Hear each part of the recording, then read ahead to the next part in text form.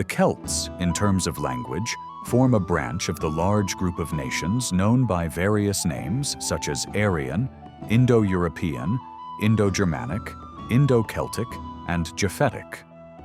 The other branches are represented by the Italians, Greeks, Germans, Litu-Slavs, Armenians, Persians, and the main peoples of India.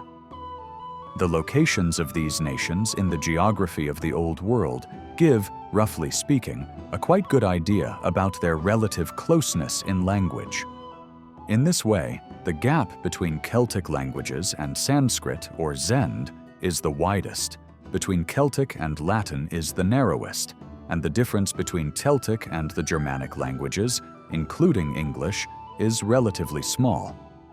English is a language that is destined, over time, to replace the still living dialects of Island Celtic. In ancient times, the first and most often seen Celts in history were the Gauls, from Gallia, a term changed by the French to Gaul. This region included today's France and Switzerland, and many more lands. This people had various names. One of them was Galli, which in their language meant warriors or brave people, and this name was always used for them by the Romans. But some Gauls in Caesar's time preferred the name that he wrote as Celtae. This word may be a synonym of the other one, and in that case seems to mean warriors. Its origin, if Aryan, is probably from the same root as the Old Norse word, hild, which means war or battle. However, this word can also be explained as coming from the same meaning as the word Britons, which we will mention later. Still, some historians think that the terms Galli and Celtae express an old racial difference. In that case, the second word was at first only used to define the native peoples who were not Aryan, while the Gallic tribes were the Aryan invaders of this land, and these races became one nation through a long process of mixing. As expected, ancient writers often mixed up these two names, and modern writers have derived the terms Celt and Celtic, used in the broadest sense for this family, from the old name Celtae. This was a more extended meaning of the old word, because Britain was considered outside the Celtic world. In ancient times, this island was a land beyond or opposite Celtica. The first passage of the Celts to Britain happened a very long time ago. Although we don't know exactly when, this migration is thought to be older than the first millennium before Christ. Moreover, this migration was not a process completed in 1 year or even in 1 century. The invasions also seem to have been made by peoples from both branches of the Celtic family. Just like the Germanic peoples are divided as High German, Low German, and Scandinavians, the Celtic family was also divided into 2 groups or branches, each with their own language features, in a way that can be followed back to the darkness of ancient times. One of these branches included the ancestors of the people who spoke the Gaelic language in Ireland, the Isle of Man, and the Highlands region in the north. This language also existed in Wales and Devon in the 6th century, and probably continued to exist in later times too. As far as we know, the national name these people always gave themselves was Gauidel. This is written and said as Gael in English, but in their older writings it was Goidel. Since in this country there is a habit to mean only the Gael people of the north when saying Gael, we will generally call this group the Goidels, and their language Goidelic. The other group is represented in terms of language by the Welsh people and the Bretons. In the past, historians also added the Welsh people of Cumbria to this list, and until the 18th century, some people from Cornwall were also included. The national name of the people who spoke these dialects eventually became Britain, but since this word doesn't have a clear meaning, its Welsh form, Brython, is used, and whenever we need to be exact, this group is called the Brythons, and their language Brythonic. The ancient Gauls are also included in this classification, because Brythons can be seen as Gauls, who came to settle in Britain. Also, at the time of the Roman conquest, the language of most of the land south of the Forth was probably not very different from the language of the Gauls on the continent. This Celtic form later slowly spread among the Goidels in the west of the island, so the later Brythons here cannot be called fully Brython by blood, because a big part of them were Goidels who used the language of other Celts. The Brythons were the first group of the Gaulish invasions, and it seems that they settled here before the middle of the 4th century BC, because Pytheas, whom we will talk about soon, gives indirect proof of their presence. The next group of the Gaulish invasions was the Belgae people, who were still new in Caesar's time. Since the language of the Belgae was not really different from Brythonic, their names and identities seem to have disappeared inside the Brythonic group over time. The Goidels were surely the first Celts to come to Britain. This is supported both by the sign of their geographic location in the west and north compared to the others, and by the fact that there are few traces of them on the continent. Most likely, the Brythons found them already living on the island for centuries when they arrived and pushed them west. But we should say that the Goidels had done the same thing to another people, because there is no reason to think they found the island empty when they came. So we end up with at least 4 peoples, 3 Celtic, 1 pre-Celtic. One of the big difficulties in studying early British history is that the ancient writers we must rely on did not take much care to tell the differences between these peoples. But most likely, these peoples were at different stages of civilization. Herodotus, in the 5th century before Christianity, did not know about islands like Britain and Ireland. But sometime later, one of the Scipios from Rome visited Marseille and Narbonne to find out if trade could be made with the area beyond southern Gaul. The aim was to harm the Carthaginian sailors who brought tin from Spain and from some tin-producing islands in the northwest of that peninsula. The Carthaginians also brought tin from Gaul.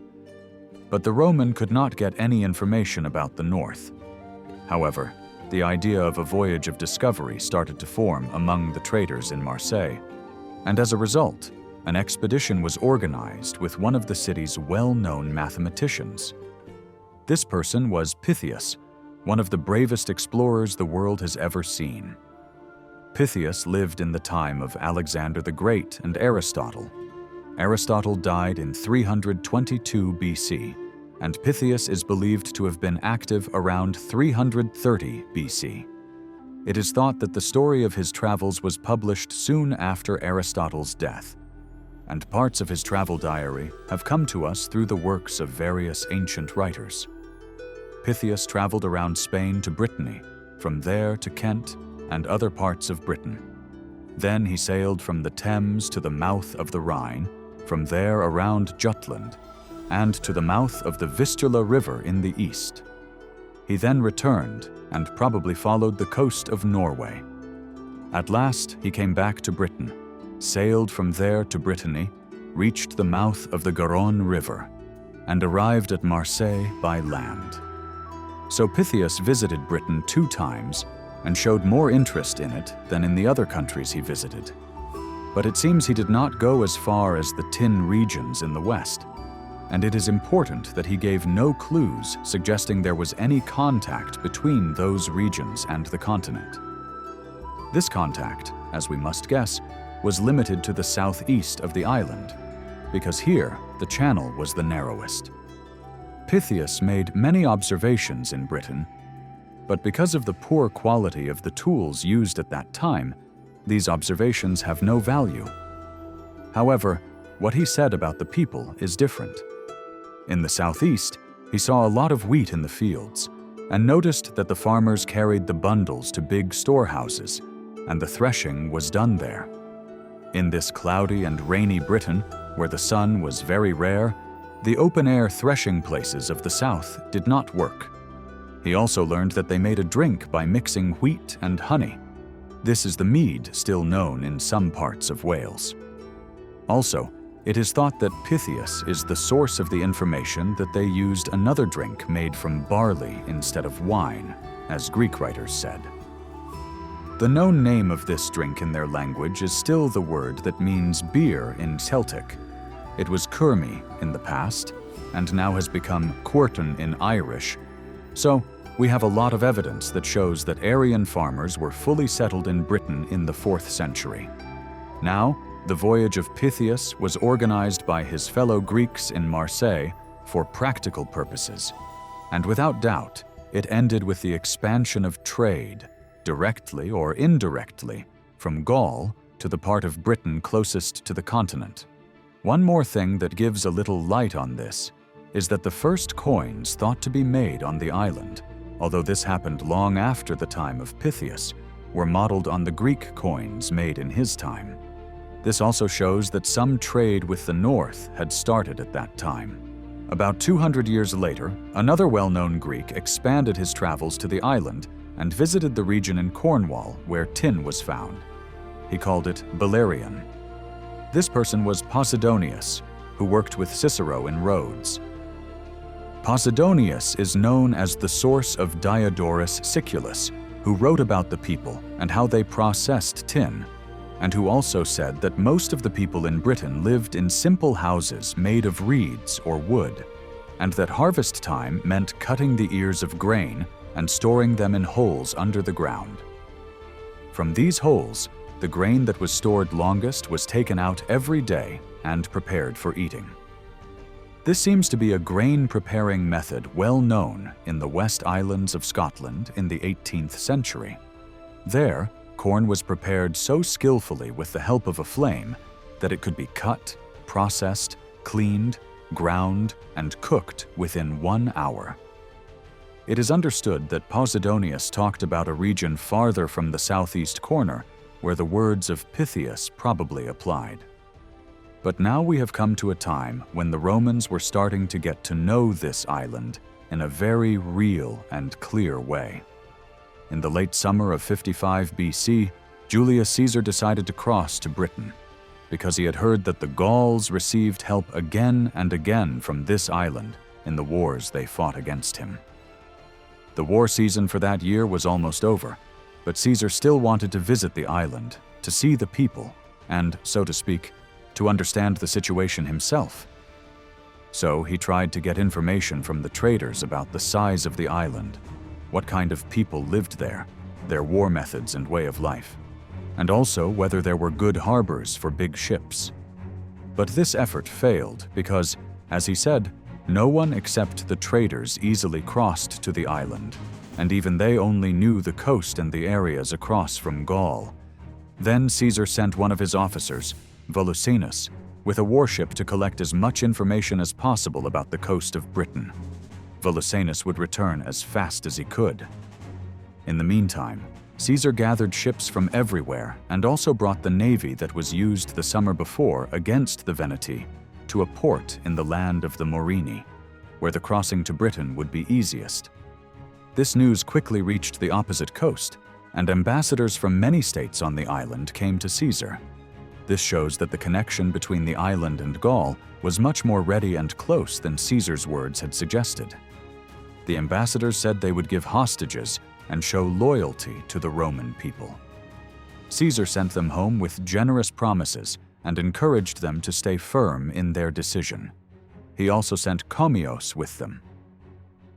This man was one of the people Caesar made king over the Atrebates, one of the Belgian tribes, after they were conquered by his legions. Later, his rule also spread to the Morini. Commios was chosen because he was believed to be loyal to Roman interests and had great influence in the southern part of Britain, where some of the Atrebates lived. He had also shown Caesar that he was a brave and careful man. He was ordered to visit as many states as possible and encourage them to accept alliance with the Roman people. But as soon as Commios landed and his mission was known, he was immediately put in chains. Meanwhile, Volusenus came back with the information he could get, although he had not dared to go ashore, and Caesar set sail on the night of August 24th, or on one of the next 2 days, with about 80 ships and many galleys, taking 2 legions, which means about 12,000 men. he left behind 18 ships, kept in a nearby port because of opposite winds, to come later carrying the cavalry. Caesar reached the coast of Britain early in the morning, but he found the place where the enemy forces had gathered in large numbers on the cliffs to be bad for landing. So he went along the coast about 7 Roman miles and found an open beach and a flat shore. The local people's cavalry and war chariots, together with the rest of the Briton forces, were there in time to stop the legions from landing. A hard fight happened. The Roman soldiers showed serious hesitation and became very confused because they were not used to the movements of the Briton war chariots. But in time, as the Roman soldiers gained firm ground, they managed to push the local people back, and Caesar regretted the absence of his cavalry, which he needed to complete his victory. Later, ambassadors came to Caesar to ask for peace, and Commios was with them. They said the war was the fault of the crowds, and asked him to forgive those who didn't know what they were doing. Caesar answered with a true Roman complaint that they had attacked him for no reason after sending ambassadors to him on the continent by their own choice. But still, he accepted their requests and asked for hostages. Some were given right away, others were to come in a few days from far regions. During this time, the leaders surrendered and started to send their armies home. While all this was happening, the 18 ships carrying the cavalry appeared. But such a storm came that they all had to return to the port they came from as night fell. Some were almost sinking on the shores west of Caesar's camp. Also, because it was a full moon, there was such a tide that the war galleys pulled up on the shore were covered by water, and the transport ships that were anchored crashed into each other. Many ships sank or became unusable at once. Thanks to great effort, and by using wood from the sunken ships and bronze, Caesar was able to repair all of them in an acceptable way except 12 ships, and he sent a message to Gaul for the needed things. When the British chiefs saw what happened to the Roman cavalry and ships, and calculated how few soldiers were inside the camp based on its size, they began to unite and secretly gather their forces again. They also stopped sending hostages. According to Caesar, they were hoping to make the war last until winter and destroy his whole army to scare away future invaders. Their first move was to place cavalry and war chariots in good positions close to the only place where the crops were still standing, because the Romans had to come to this area. When the time came, one of the legions came, and as the men started working in the fields, a well-directed attack was launched. While the legion was attacked from all sides, Caesar, who was alert, brought help and saved the situation from going badly. The attack ended, but Caesar could only arrange a withdrawal. Then bad weather happened, keeping both sides quiet for a few days. During this time, it seems the Briton forces were reinforced. Now they moved forward to Caesar's camp. This camp was supported with 30 horses brought by Commios. A battle happened, the Romans were victorious, and during the enemy's retreat, many were killed.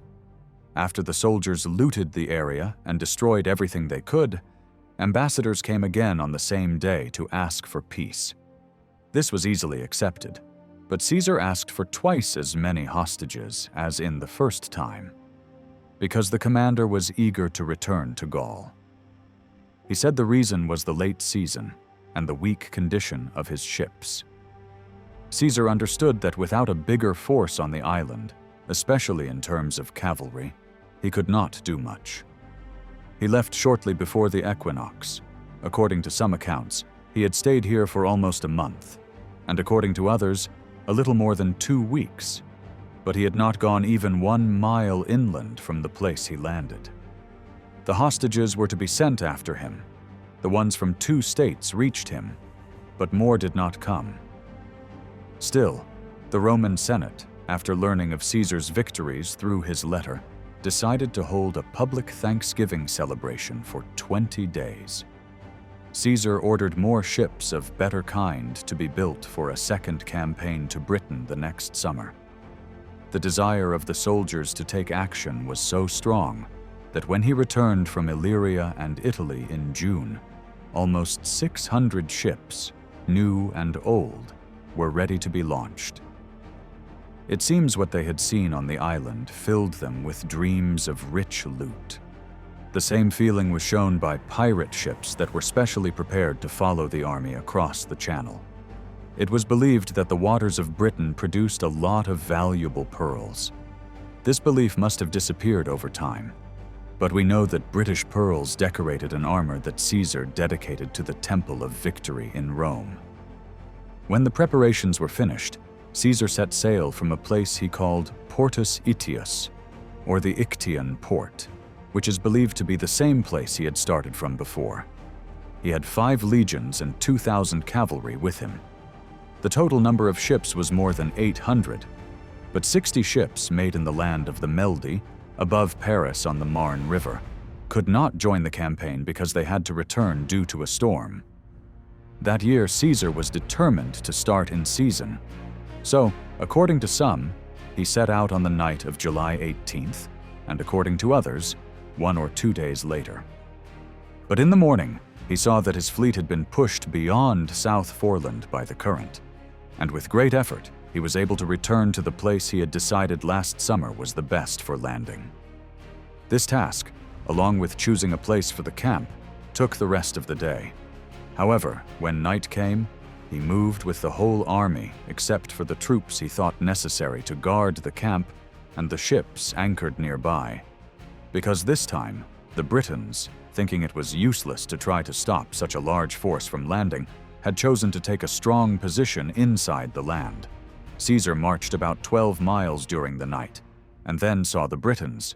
Soon after, he noticed they were moving to attack his soldiers from a high place. When they were pushed back by the Roman cavalry, they withdrew to a place that was perfectly defended by nature and by man, with all its entrances blocked by fallen trees. It seemed this place had been made during one of their civil wars. The legions took control of this place in time, but Caesar did not dare to follow the enemy too far that day. The next morning, while he was sending cavalry and foot soldiers after the retreating Britons, news came from the coast. Almost all the ships had hit the shore during the night and were broken. He called his men back and marched toward the shore. There he saw that about 40 ships had sunk, but the rest could be repaired with great effort. This was done, and the ships were pulled up on the shore and placed inside the camp's borders. This task took about 10 days. During this time, Caesar sent a message to his assistant in Gaul to prepare and send as many ships as possible. Finally, when the general returned to look for the enemy, he found them gathered under the command of one single leader named Cassivellaunus, with a much larger force. This man's land was north of the Thames River, probably where the people called the Catuvellauni lived. Although this prince had been at war with other states in the past years, he had now been chosen as the single commander by the common decision of all. This shows that he was seen as the most skilled and experienced leader. What seems to have given Caesar the most trouble were the fast and sudden movements of the Briton cavalry and war chariots. They fought bravely with the Roman cavalry, and even when they retreated, they were as dangerous as when they advanced, because when they pushed the Roman cavalry away from the army, the fighters got off their horses and fought like foot soldiers. One time, while the Roman soldiers were busy building their positions, the war chariot drivers attacked them and fought so strongly with the outposts in front of the camp that the first cohorts of 2 different legions had to be called. But when they arrived in their places with small gaps between them, the enemy war chariot drivers passed through them with great bravery and confidence, causing fear among them. But after a military tribune was killed and more cohorts were sent, the enemy retreated. The Britons never fought in tight formations. Instead, they placed their troops on the outside to disturb the legions with flexible groups. The next day, 3 legions were sent out for plundering. But this time the Roman cavalry advanced with stronger infantry support, so the Britons suffered heavy losses in the battles. The large number of Britain support troops immediately pulled back. From this day on, Cassivellaunus did not dare to risk a major battle. So Caesar marched towards his land and, with great difficulty, crossed the Thames, probably above London.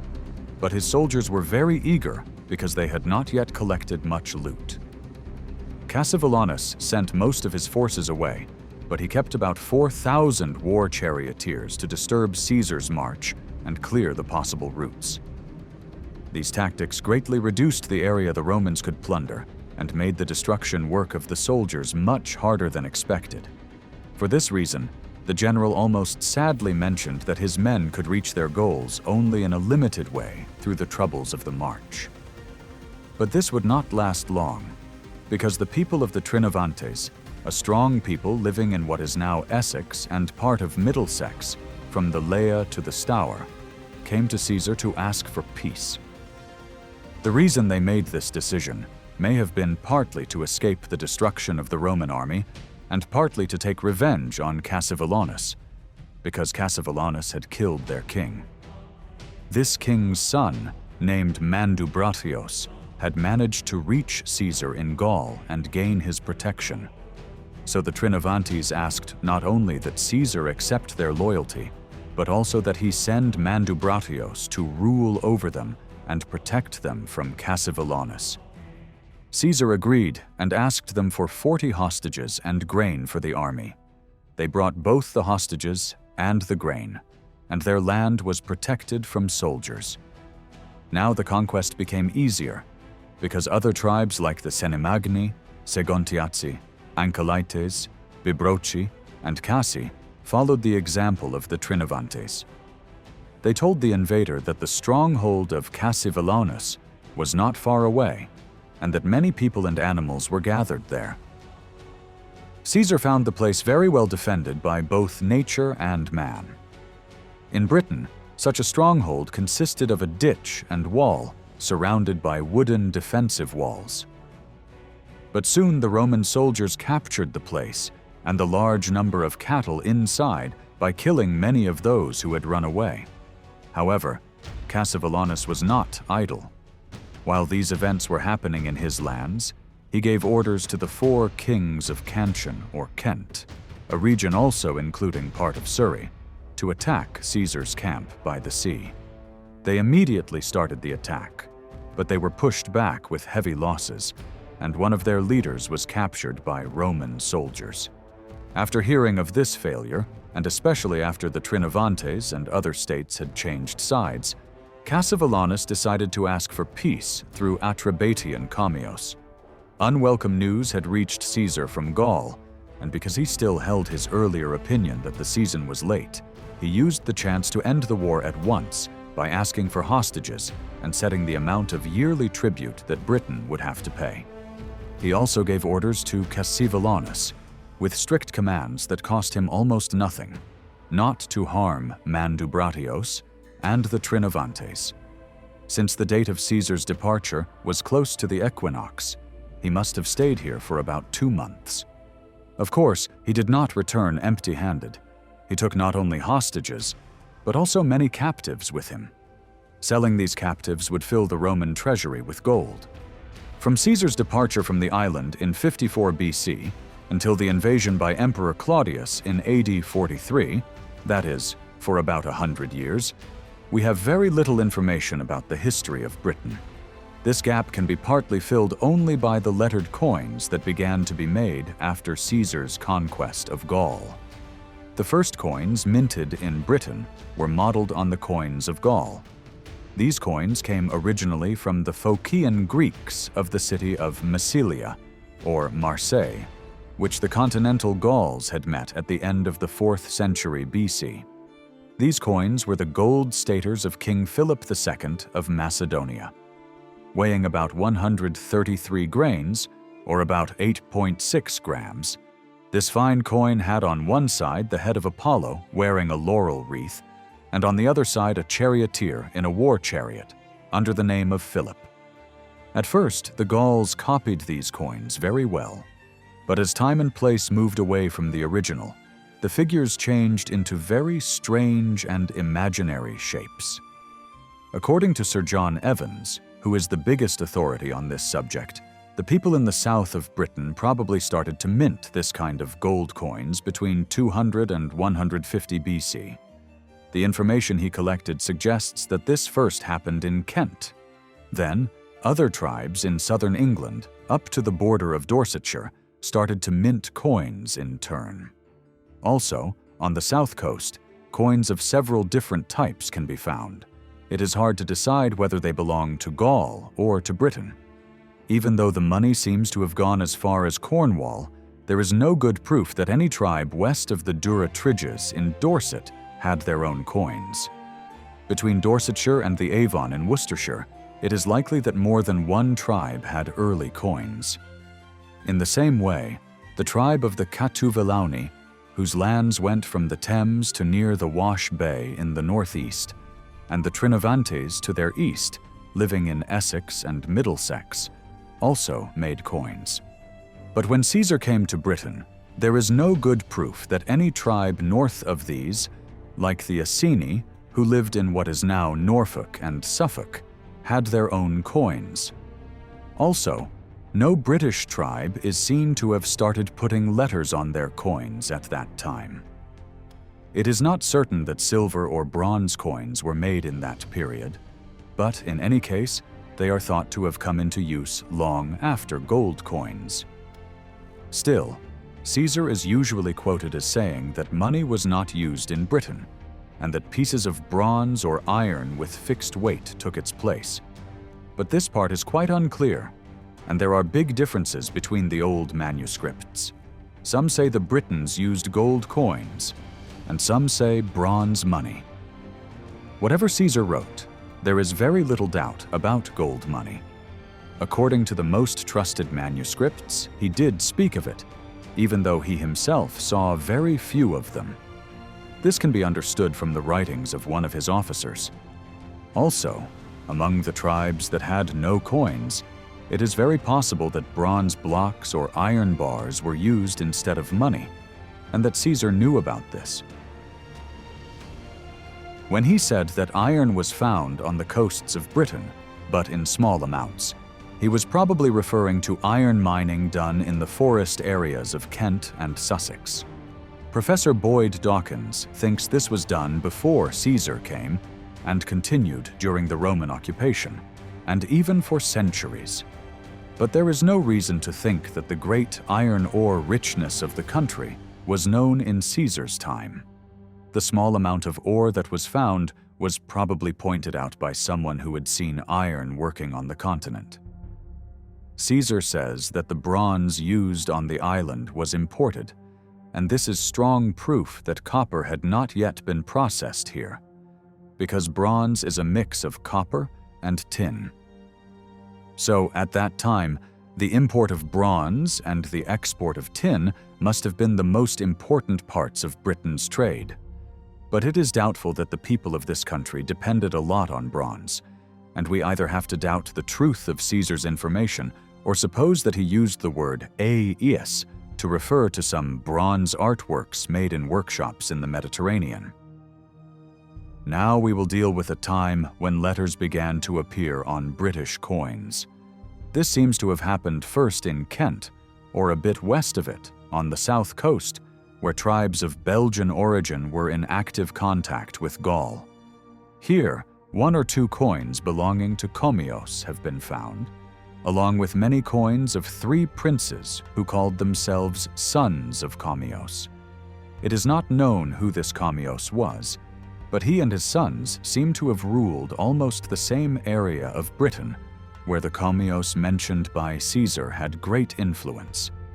In general, it is not impossible that this person is the same Commios whose name appears on the coins. It seems that he returned to Gaul with Caesar, because in the next year, the people of the Menapi, who are believed to have lived with the Morini on the coast between them and the Rhine, were seen to be watched over by some cavalry left behind. This duty was given to him when the general went on a campaign against the Treveri. But in 52 BC, the wish of the Gauls to drive the Romans out of their country became so strong that Commios became one of the leaders of the resistance against them. He was seen as so dangerous that Caesar's assistant Labienus tried to kill him with a betrayal plan. But although Commios was badly wounded, he managed to escape. After some time, it is said that Caesar himself also barely escaped from him.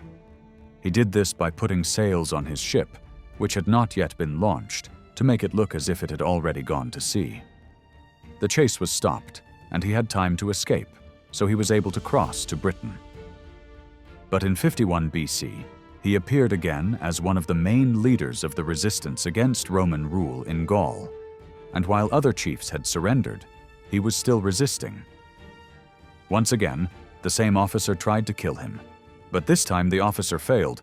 Commios escaped and surrendered to Antonius, who was under Caesar's command in Gaul, but with one condition: to be sent to a place where he would never see a Roman again. Since we hear no more about Commios, who seemed to be an active man in the prime of his life, he probably went to Britain, and the fact that he had already proven his hatred of the Romans so strongly might have been enough for his relatives there to forgive him for once being Caesar's agent, if they had even looked badly upon that part of his past. It should not seem that he had to gain influence in Britain from the beginning, because the Atrebates and other Belgian tribes in Britain had probably joined the alliance formed by the Atrebates on the continent, the Bellovaci, and other strong peoples under his persuasion. Looking at where the coins were found, it seems the rule of Commios's family did not go beyond Kent, Surrey, Sussex, Hampshire, and maybe part of Wiltshire. According to Sir J. Evans, coinage with letters in this part of the island may have started a little before 30 BC. After the death of Commios, his lands passed to his three sons, Tincomios, Verrica, and Epilos. It is assumed that they ruled together over the area in some kind of shared authority, but each probably had a region under more direct control. That is, Epilos ruled over the Canti people, Tincomios over the Regni people. This area, roughly speaking, later became the Saxon kingdom of Sussex, and Verrica ruled in the land of the Atrebates. The Atrebates seem to have held a land that included today's Berkshire, part of Oxfordshire stretching north to Aldchester and Bicester, and possibly some parts of Surrey. The names of the three brothers appear together on one coin, but it seems that Tincomios, who is thought to be the oldest, died before the others, because some coins show only the names of the other two together. There are some reasons to believe that he may have lived longer than Verrica and ruled alone, possibly over both his own land and Verrica's. In any case, from the short forms found on some coins, it is understood that Epilos called himself King of Caleva, which is identified with Silchester in Hampshire. There is no sign that Commios or Tincomios claimed to be king of any people in Britain, but Epilos and Verrica clearly used that title on some of their coins. This shows that Commios took a position of authority as the head of a union created for a special purpose in South Britain, and made his power strong enough to leave it to his sons, and Epilos and Verrica felt safe enough to call themselves kings. This probably did not happen without opposition, and it is possible that Epilos's position over the Canti people was gained completely by conquest.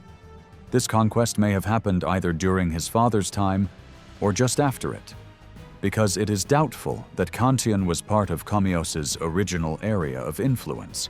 His direct connection seems to have been more with the Atrebates and other Belgian tribes to the west of Cantian. It is understood that one of the princes defeated in the struggle with the Commios family was one of the British refugees who asked for protection from Augustus, as mentioned in an inscription telling of events during his rule. Some of Commios's coins and some early coins of Tincomios continued to copy the Macedonian stater in a broken way, without showing Roman influence. But shortly after Augustus became emperor, Tincomios copied the Latin formula in which Augustus called himself Augustus Divi Filius, meaning son of the god Julius Caesar.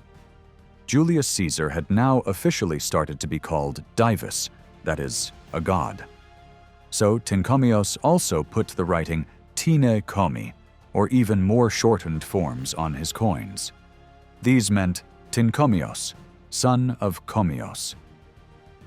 The strange shapes that came from the stater disappeared quickly and were replaced by different kinds of classical designs. This clearly shows that Roman art had started to influence the south of Britain. During the time of the sons of Commios, coin-making seems to have stopped in the western part of their land. However, it is understood that coin-making in Kent continued until later times. This is linked to trade with Gaul, which quickly came under Roman influence during the rule of Augustus. But this does not fully explain why local coin-making lasted longer in Kent, which is the area closest to Gaul. A more reasonable view is that the western part of Epilos's kingdom passed under the control of the expanding people of the Catuvellauni after his death. So we must look for the coins that represent that area among the coins of this people. Most of these coins of the Catuvellauni were made by a prince whose name appears in Latin forms as Tassiovanus, Tassiovanius, and Tassiovans, genitive form Tassiovantes. In Geoffrey of Monmouth, he is called Tenuantius. His sons Cunobelinus and Epaticos also had coins made. The capital of Tassiovant was Verlamion, or Verulam, near St. Albans, and the name of this town appears on many of his coins. The name of Camulodunon, or Colchester, which was the capital of Cunobelinus, also appears on his coins. The great variety of coins from Tasciovant shows that he ruled for a long time, and some of these coins are based on coins that Augustus did not issue before 13 BC, so they must have been made at least until that date. But it has been thought that he lived much longer and died after the beginning of our era. Some other coins show that he ruled for a time while Epilos was still alive, but there is no exact information about when his rule began.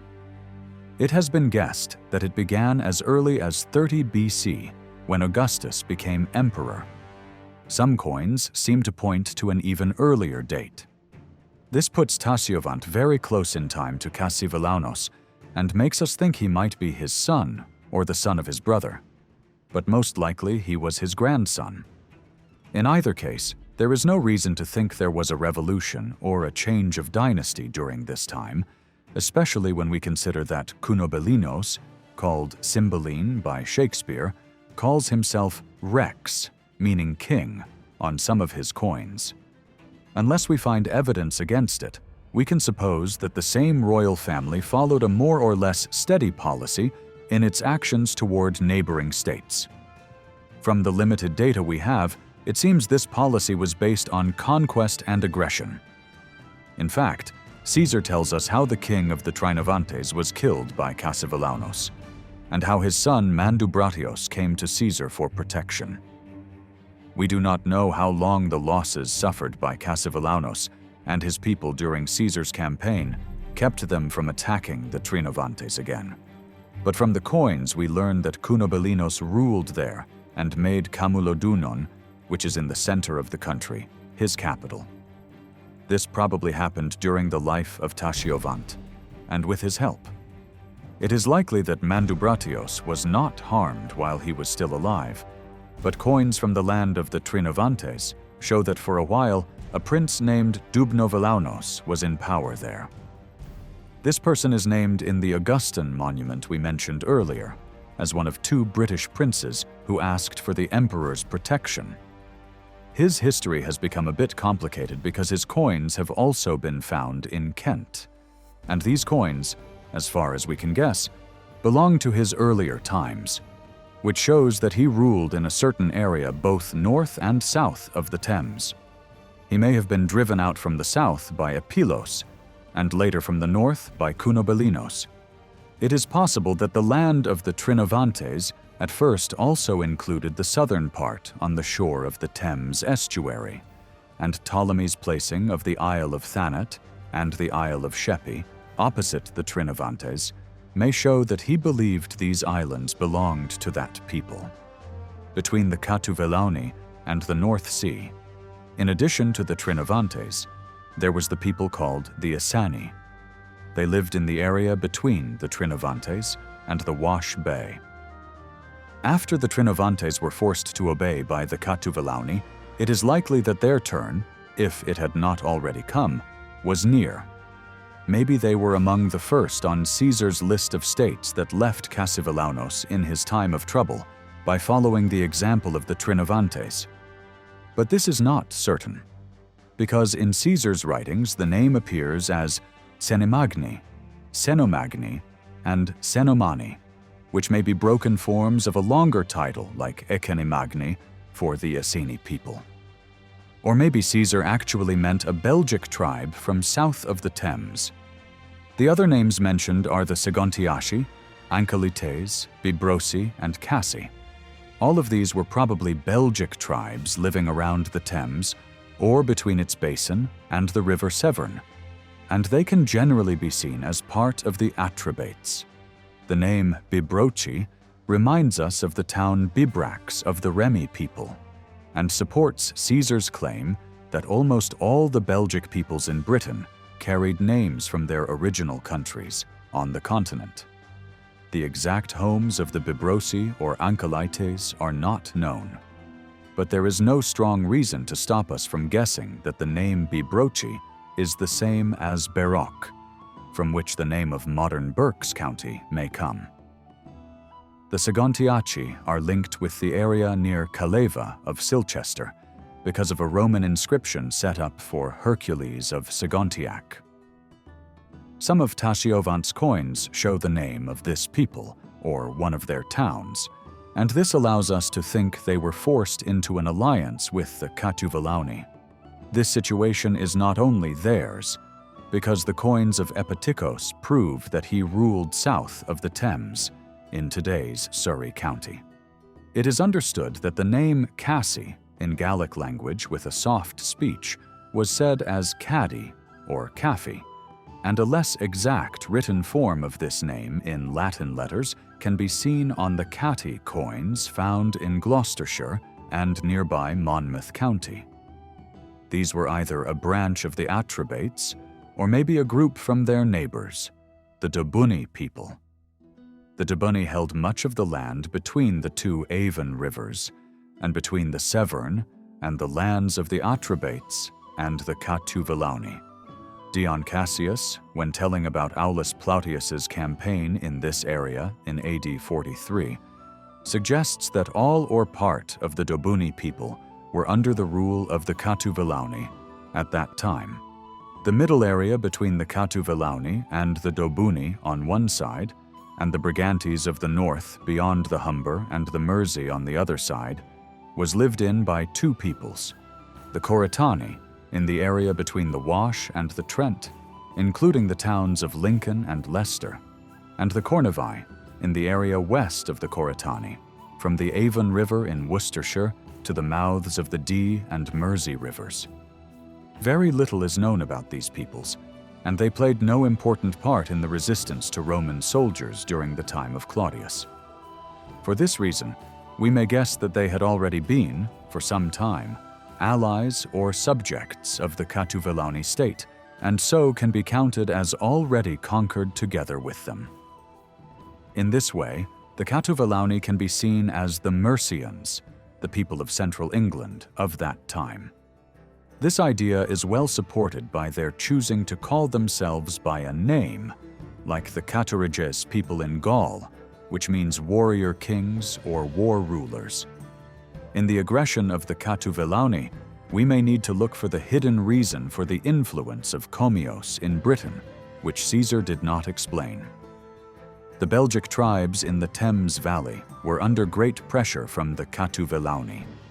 They had asked for help from their relatives in Gaul, and Commios, with his wisdom and maybe with his soldiers, had come to Britain to help them. We do not know if this really happened, because there is no proof. But it would not be surprising if a man with such skill as Commios had organized resistance strong enough to stop the advance of the Catuvellauni for a while. In fact, he might not have been the first to come to Britain for this purpose. Something like this may already have happened in the time of Diviciacus, the Belgic king of the Suessiones people, who, according to Caesar, was more powerful than anyone else in Gaul during his time. This man had also ruled in Britain.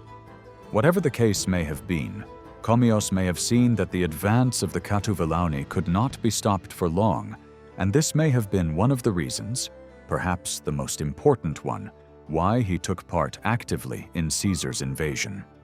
If so, the losses Caesar gave to the Canti and the Catuvellauni may have saved the Belgian states from direct threats by their neighbors for a time and increased the popularity of Commios. In that case, when he had to leave Gaul, he would have had little difficulty in taking the lead of a union set against the Catuvellauni. And with him, he brought the respect earned by his deep hatred of the Romans.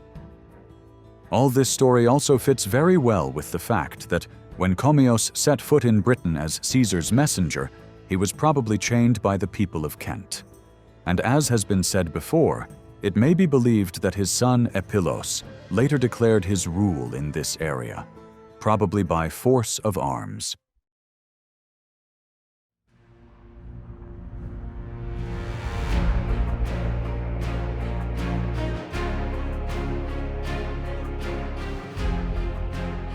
During the many years before the invasion of Claudius in AD 43, Cunobelinus was the most important figure in Britain, and Suetonius, who wrote the history of the emperors about 70 or 80 years later, called him Rex Britannorum, meaning King of the Britons. When this and other signs are considered together, it is clear that his power reached to the southern coasts. But it is not likely that he removed the princes of all the states south of the Thames. It is more likely that he forced them into an alliance and let some of them continue to rule their lands if they accepted his leadership. We do not know if the refugees who asked Augustus for help caused him to act in this way. But historians say that Augustus once thought about leading a campaign to Britain, and maybe this idea came from what the refugees told him. But the campaign did not happen, because the British princes quickly sent messengers to stop the war, and some of them became his friends. Cunobelinus, who was the richest and most powerful, was probably the most successful in gaining the emperor's favor. And if the refugees returned, it was likely under some conditions that he approved. Strabo, who wrote shortly after Augustus died, says that the British princes who were friends with the emperor offered gifts at the capital in Rome and made the island closely connected to Roman power. This matches perfectly with what we learn from the coins of Cunobelinus. His father's coins are similar to those of Epeilos and show very little Roman influence. But Cunobelinus's coins clearly show Roman style, except for a few early ones in British style or based on the Macedonian stater. The quality of the work improved, and many classical figures were shown, like Apollo playing the lyre, Hercules with his club or war prizes, Janus, Diana, Cybele on a lion, different victory poses, and also sphinxes, griffons, and other monsters from southern myths. All replaced the heavy shapes of earlier British coins. In Gaul, coin-making was already changing into Roman style, and the progress in Britain was now more about trade than art. This is also shown by the fact that Augustus chose to apply a small export-import tax in trade between Gaul and Britain instead of asking for yearly taxes. This shows that trade was quite active. In any case, we should not think that the emperor would ignore any way to bring income to his treasury. After Augustus, Tiberius became emperor, but we know of no activity by him related to Britain, and he died in AD 37. Then came Caligula, who ruled until AD 41. During his time, Britain appears again in history. Suetonius says that in AD 40, one of Cunobelinus's sons, named Adminius by Suetonius, was sent away by his father for reasons we do not know, and came to Caligula in Gaul with a few followers. Then the emperor wrote a letter to Rome, praising himself for taking the island of Britain under Roman rule, and ordered that the message be read to the Senate only in the full meeting in the Temple of Mars. This example of imperial madness confirms that Cunobelinus was seen as the only important king in Britain at the time by the Romans, and explains why Suetonius called him King of the Britons. But we know nothing else about the son who gave up the kingdom to Caligula so easily. He is only thought to be the same person as Amminus, whose name appears on some coins. The places where these coins were found suggest that he had links to the Kent area. Cunobelinus also had other sons, but only Togodumnos and Karatakos are known in history. They ruled the kingdom after their father's death, during the time when Claudius sent Aulus Plautius to Britain. So Cunobelinus must have died between AD 40 and 43 at a very old age, and he had mostly succeeded in carrying out the family policy of expanding Catuvellauni control over neighbor states. There are several coins thought to belong to the land of the Dobuni, but the exact age, place of minting, or order is not clear. However, in general, none of them are considered to be from before Christ, while some seem to belong to late times, even during the rule of Claudius, which started in AD 41. This shows that part of the Dobuni people were independent enough from the Catuvellauni to make their own coins. But the latest of these may have been made between the time Togodumnos died in AD 43 and the time his people were conquered by the Romans, before Ostorius Scapula took the area around the Bristol Avon in the year 50. All of these coins belong to the series that copied the Macedonian stater and show almost no Roman influence. Only 2 or 3 names are written in Latin form instead of the Gallic language. One series belonging to the Catti group, which is probably the same people that Caesar once called Cassi, is especially interesting because it shows no name of any prince or king. Another area clearly known from its coin features is the land of the Iceni, also known as the Iceni, and this group lived in what is now Norfolk and Suffolk. As trade and east winds moved westward, the Iceni could resist Roman influence in their land a little longer. While this influence had already reached Cunobelinus and his people, and now had reached as far as the Dobuni on the river Severn.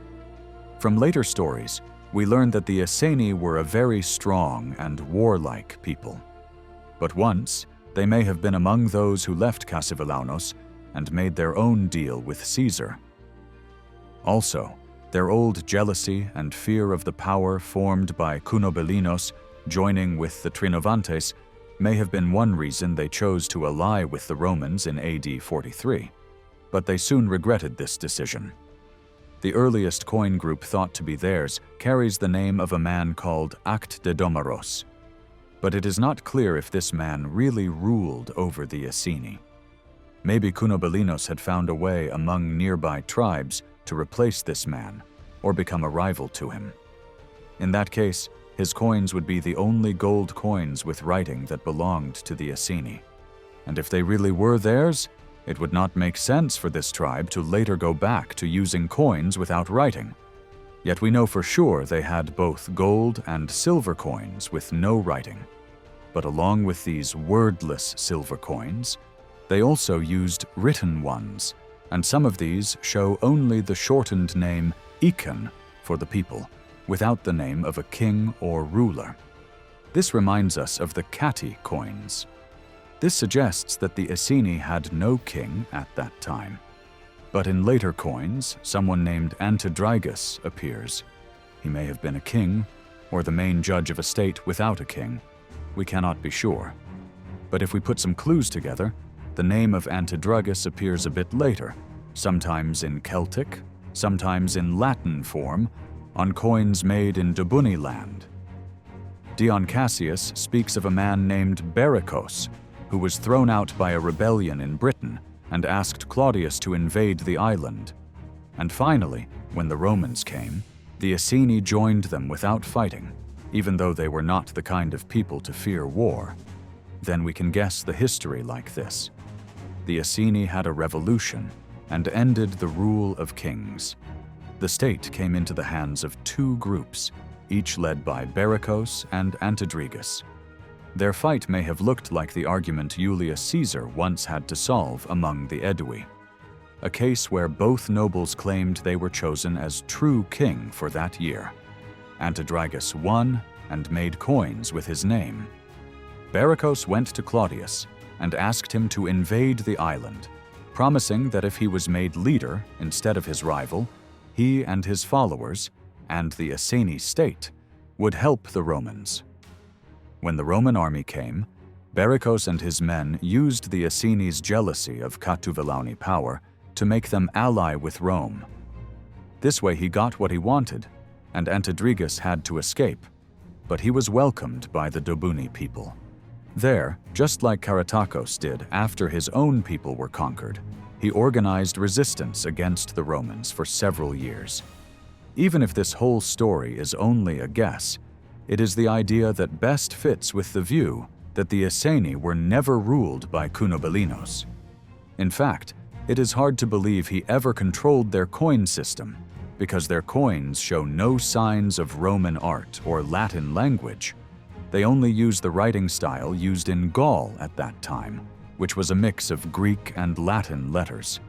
There is nothing certain yet known about coin minting by the Cornovi and Coritani peoples, but it is likely that both groups minted their own coins for a short time. In fact, the first contact with money is thought to have come through the Coritani, by a group on the Humber coast whose coins are very primitive and most similar to those of the Iceni, even though there is no direct link. These coins seem to belong to the time of Claudius, or partly later, and are among the latest dated coins. And the minting may have ended shortly after AD 69, when the Brigantes, who ruled from Humber and Mersey up to possibly the Caledonian forest, came under Roman control. But on these coins, we cannot find names from Brigantes' history like Cartismandua, Venutios, or Velocatus. In fact, there is no reason to believe they belonged to the Brigantes. It is more likely that the coins belonged to a people living in what is now called Holderness and the Yorkshire Wolds, maybe all the coast from Humber to Tees. In his geography, published around AD 120, Ptolemy called this group the Paresi. This suggests they were a branch of the Paresi who lived by the river Seine and gave their name to modern Paris. Their town, Petuaria, may still live in the name of Patrington in Holderness. Ptolemy also places them near the Bay with the Fair Port, which likely refers to Hornsey, once an important port. Besides Petuaria, there were other towns of this group: Delgovicia, probably Market Weighton, and Derventio on the river Derwent, likely Kexby or Elvington.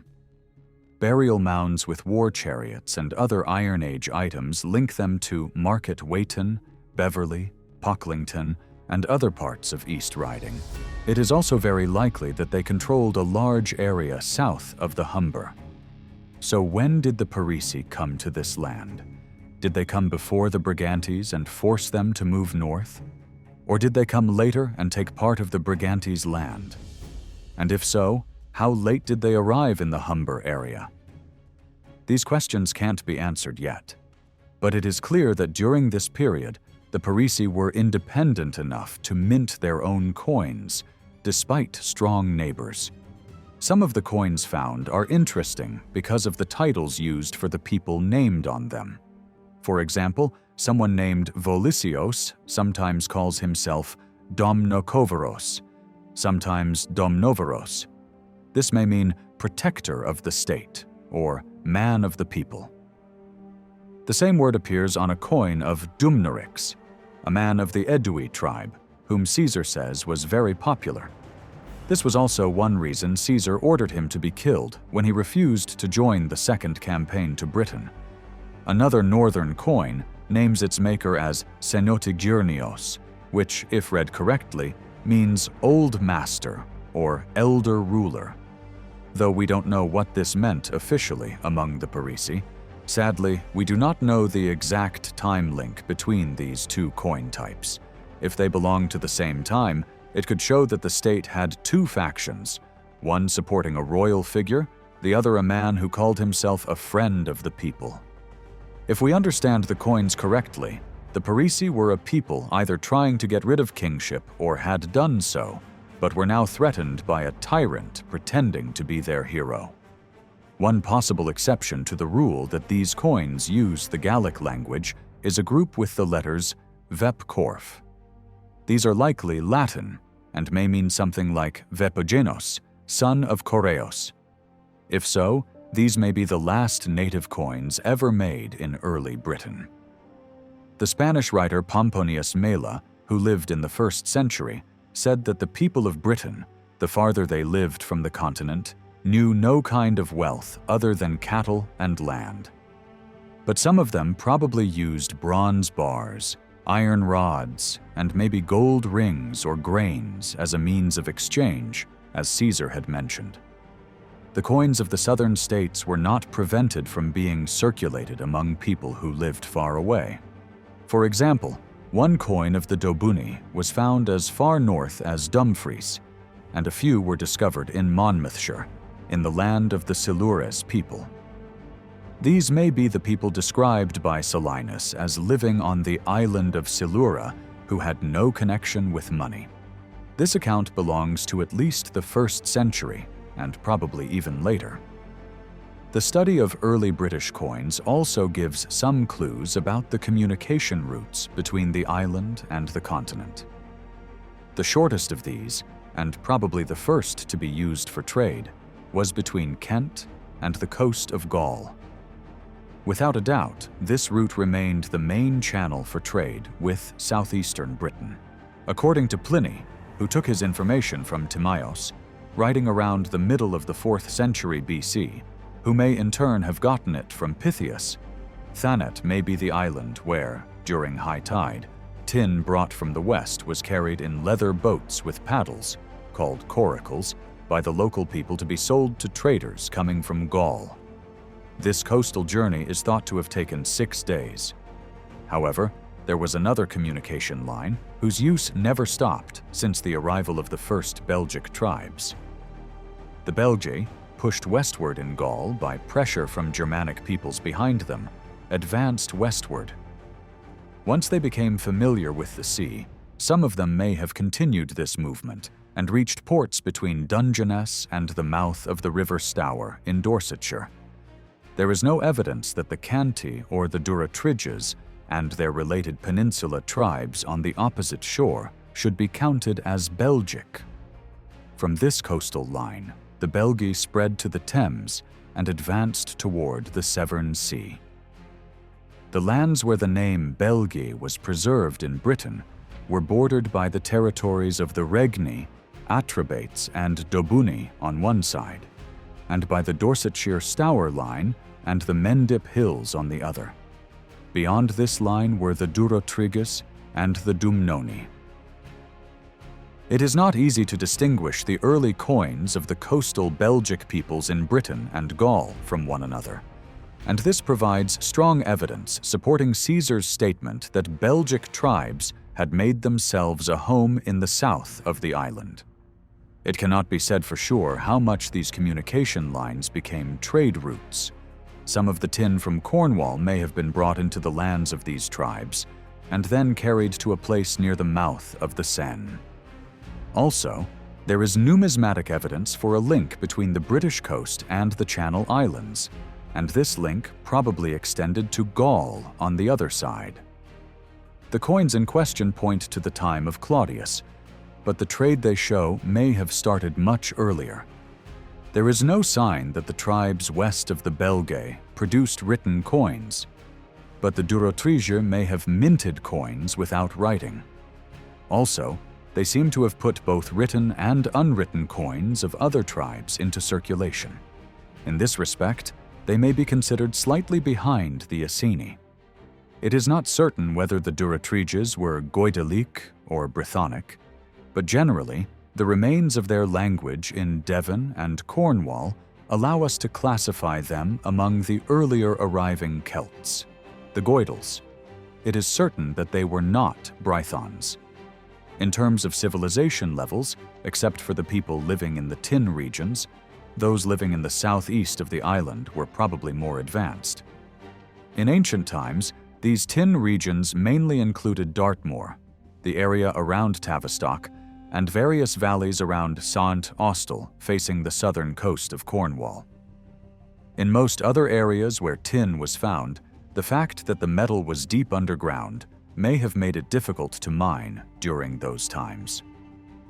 On the Scilly Islands, which are sometimes incorrectly referred to as the Cassiterides in ancient sources, tin is not mined today, and the traces of old mines there are neither numerous nor deep. Our knowledge of this region is limited.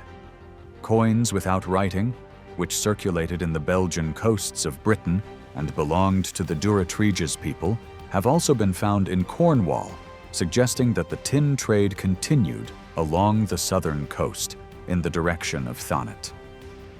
Here, the Greek geographer Posidonius, who was a contemporary of Cicero and whom we mentioned earlier, comes into play. He traveled as far as Cornwall and called this region Belerion.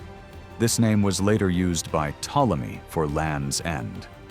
The description of the country seen by Posidonius was preserved by Diodorus, who wrote a little later.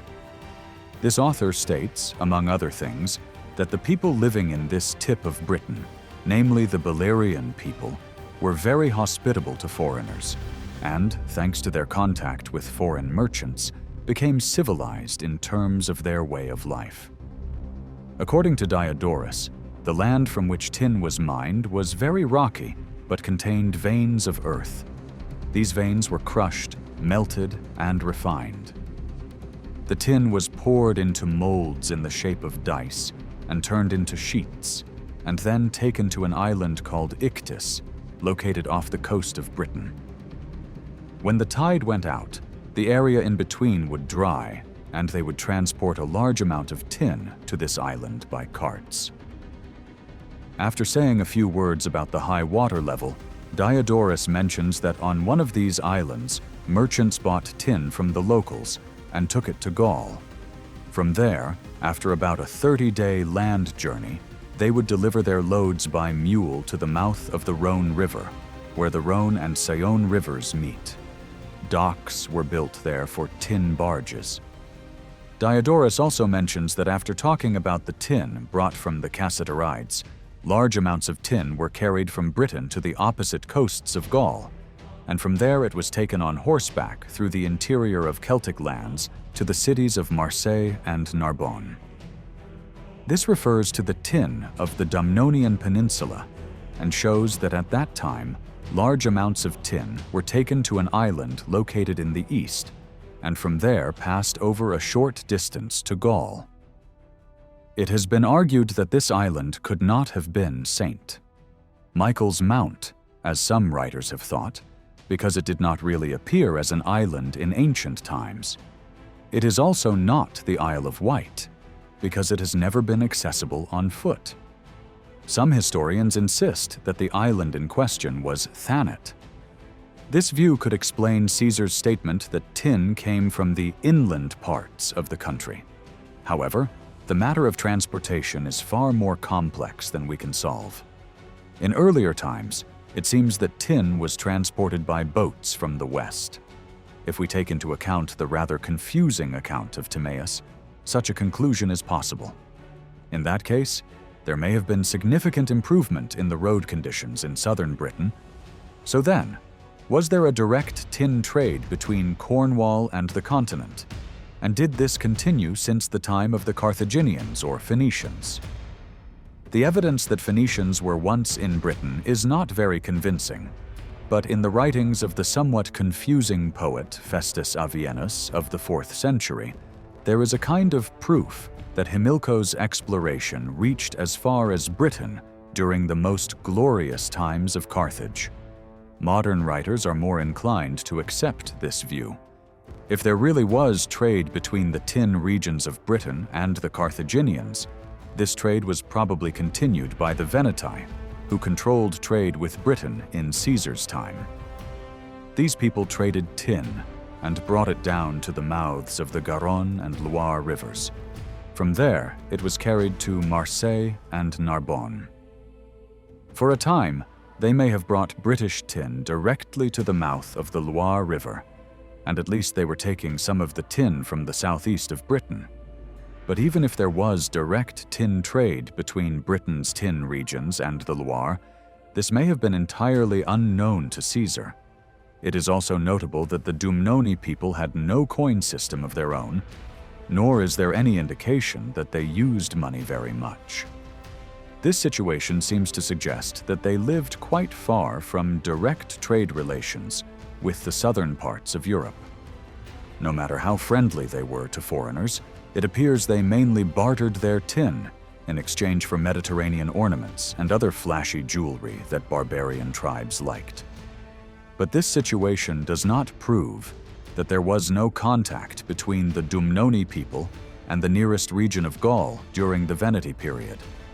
On the contrary, Dumnonia was probably the part of Britain that Caesar mentioned, where Gallic students who wanted to learn Druidism would usually land.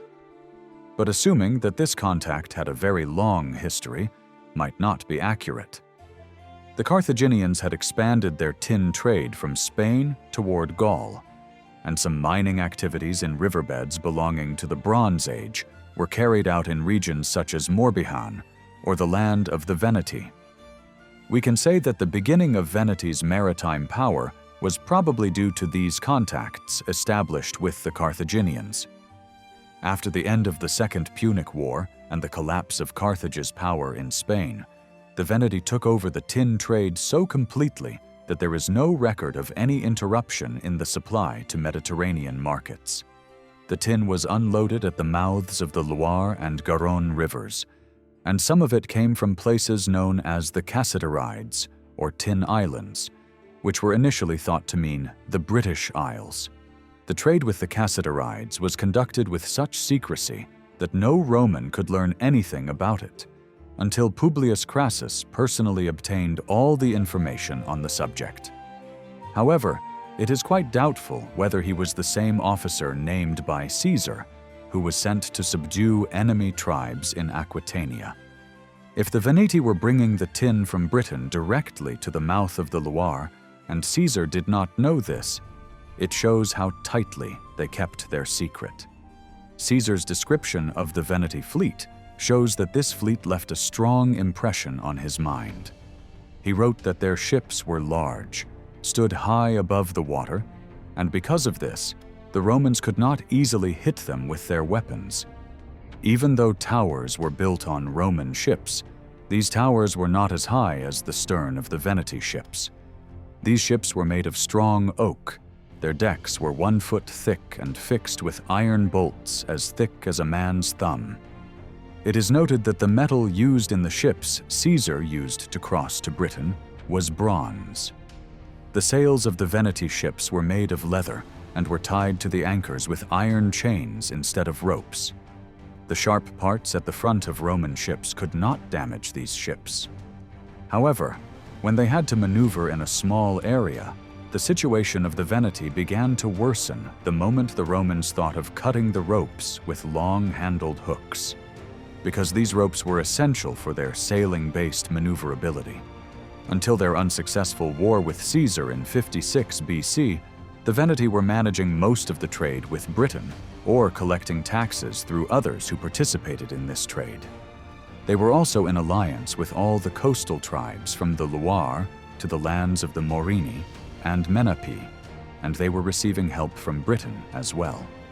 This situation suggests that these sea-focused members of the Armoric or Maritime Alliance, whether in Gaul or Britain, had similarly structured ships.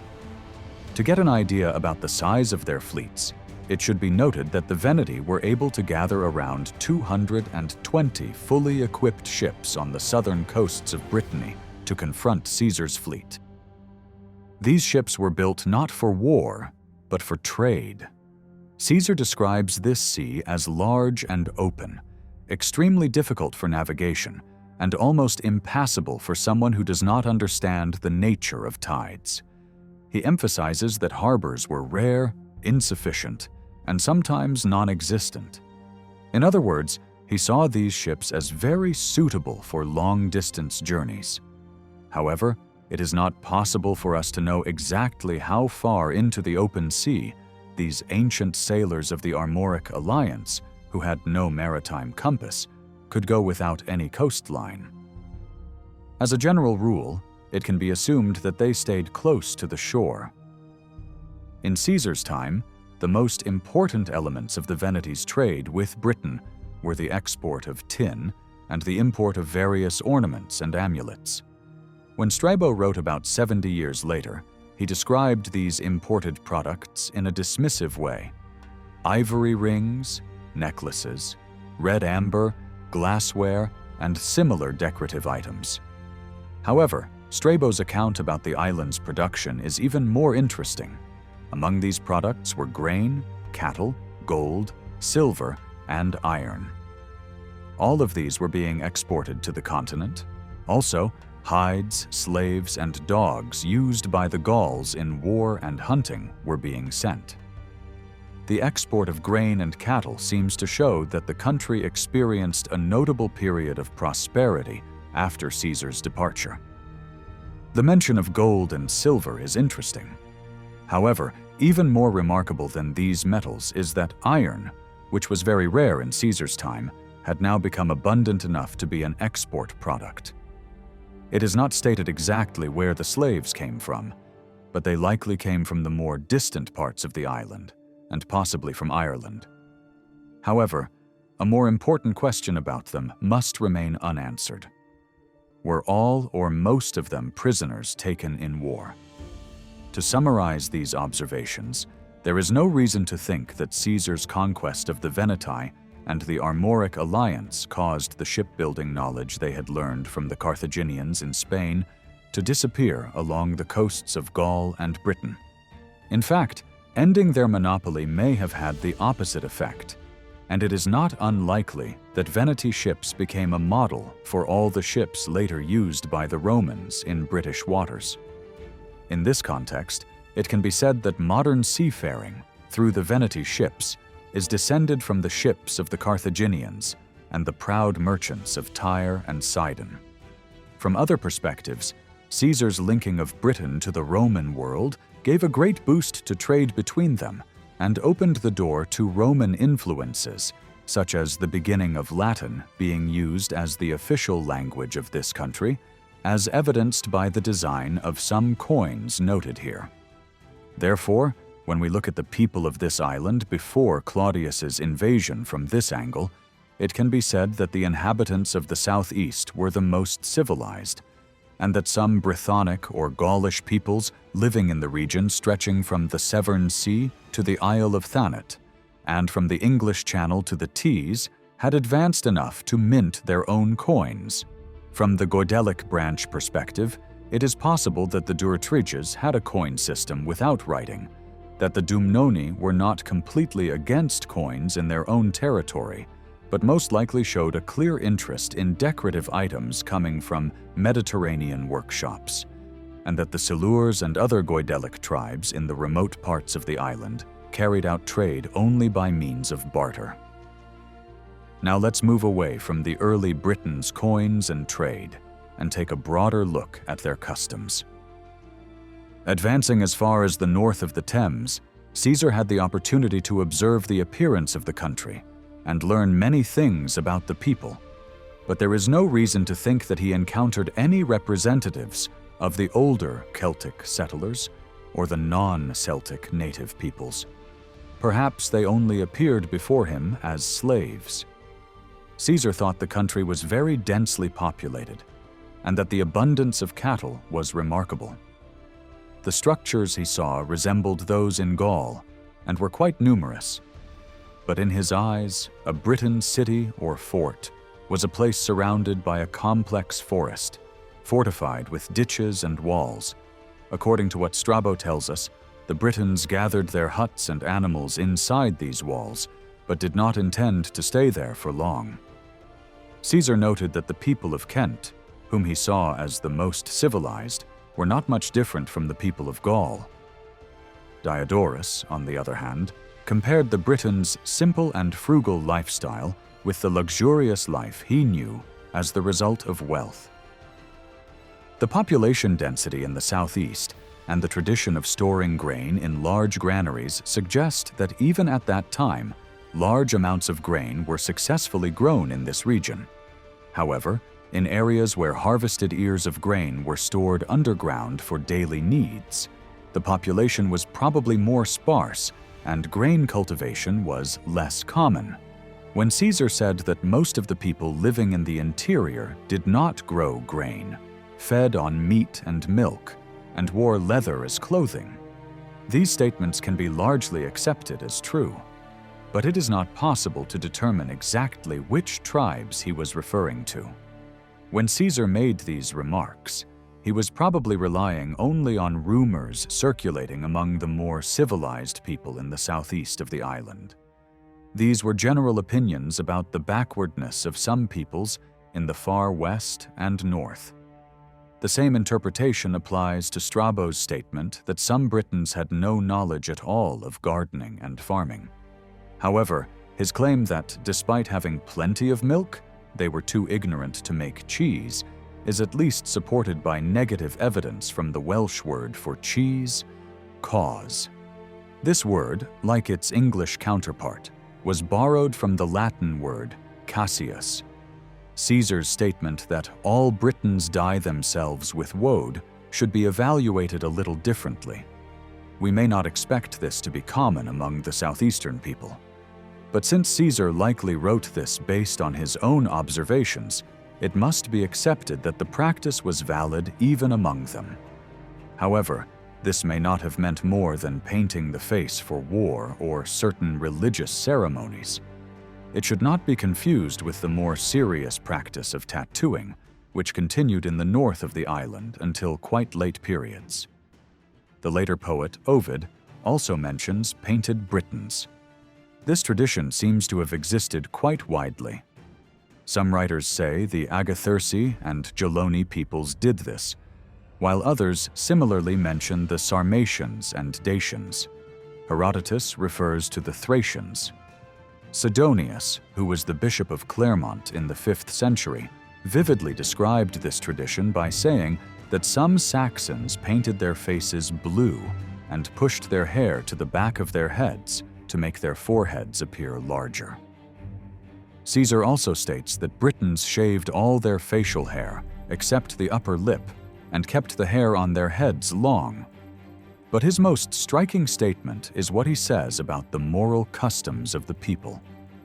According to him, 10 or 12 men living together, especially brothers or a father and his sons, shared women communally, and children were always considered to belong to the man the woman first married.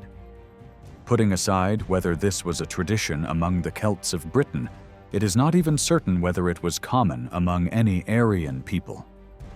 If Caesar's strange statement was not taken from a Greek book that told of imaginary travels among imaginary barbarians, some real facts might be linked to it.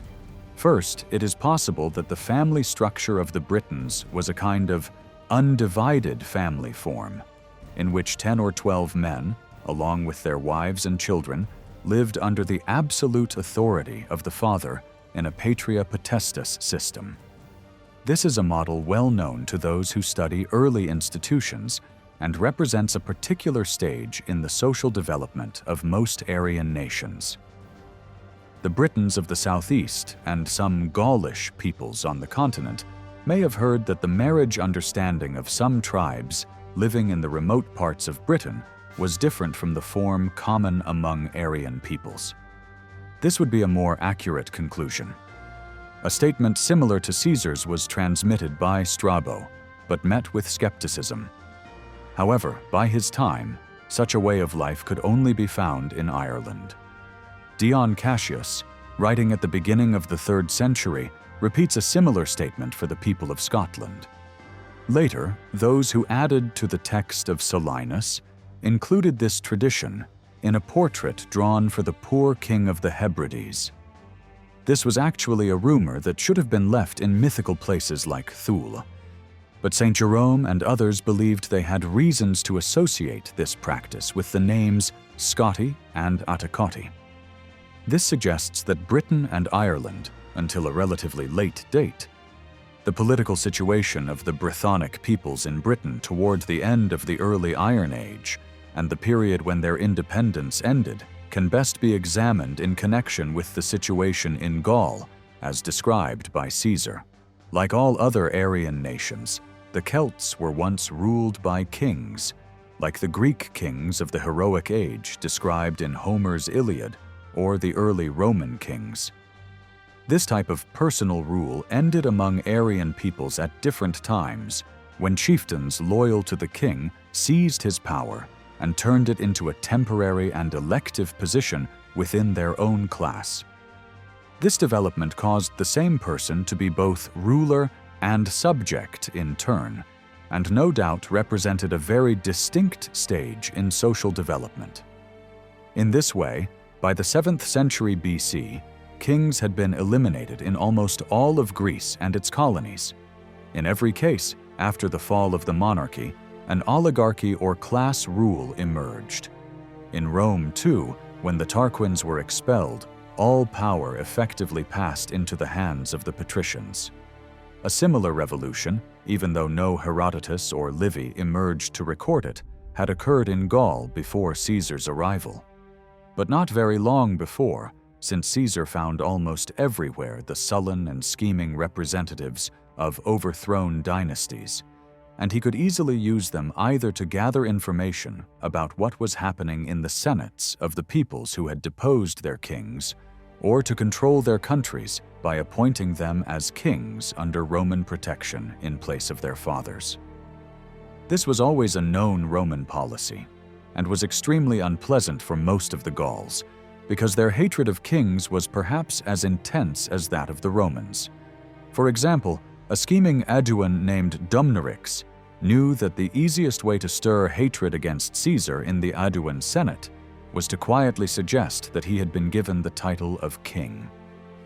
Among the Helvetii, the punishment for trying to seize the highest power was to be burned alive, and it is thought that Orgetorix committed suicide before being judged to avoid this penalty. However, while the oligarchic form of government was a step forward compared to the old monarchy, it usually could not last long. The main reason was that it did nothing for the majority of the people. In Rome, this difficulty was uniquely resolved by the reluctant concessions of the patricians, but in Greece, it resulted in the rise of many despots, even if only for a short time. The same thing had begun to happen in Gaul, although this situation was probably anticipated in every state and prohibited by strict laws. For example, the Aedui had laws stating that none of the chief magistrates elected to exercise kingly power for 1 year could be from the same family as the previous office holder, if he was still alive. They were even forbidden to be members of the Senate at the same time. We say none because Caesar's account and evidence from Gallic coins show that the Aedui had not one but 2 chief magistrates in the office they called vergobratus. These positions can be compared to the consuls in Rome. This dual office does not appear to have been unique to the Aedui. It continued to exist as a dumvirate, a 2-person administration, for the application of law in the conquered Gallic cities, and undoubtedly helped the Gauls to adapt to Rome's municipal traditions. However, in Caesar's time, the people individually were still living in a state that he saw as nearly indistinguishable from slavery. And in order to protect themselves from the oppression of stronger individuals within the community, they had to become allies of an influential nobleman and, bound by debt, submit to him. The condition of these people reminds one of the bankrupt plebeians in Rome before they withdrew to the Mons Sacer. In both cases, it was probably the result of Aryan conquerors dominating non-Aryan peoples. However, once the great man lost his power, he also lost his influence over his allies. Considering this, Caesar's statement that each state was divided into factions is not surprising. Some leaders managed to become the rulers of their states, while most of their plans were cut short by the advance of Roman armies. These new rulers, whom we might call despots to distinguish them from former kings, appear to represent different stages of political development. Those at the lowest level were simply those who chose to hire mercenaries to overthrow the oligarchic Senate. Others were more cautious and showed outward respect for the law. They found it necessary to win over the people to their side, which they did through rhetoric and bribery. In fact, there is every reason to suppose that the people had begun to gain collective influence and became aware of their power, even though they had not yet taken the initiative. Every ambitious nobleman seeking to rise had to first consider their mood.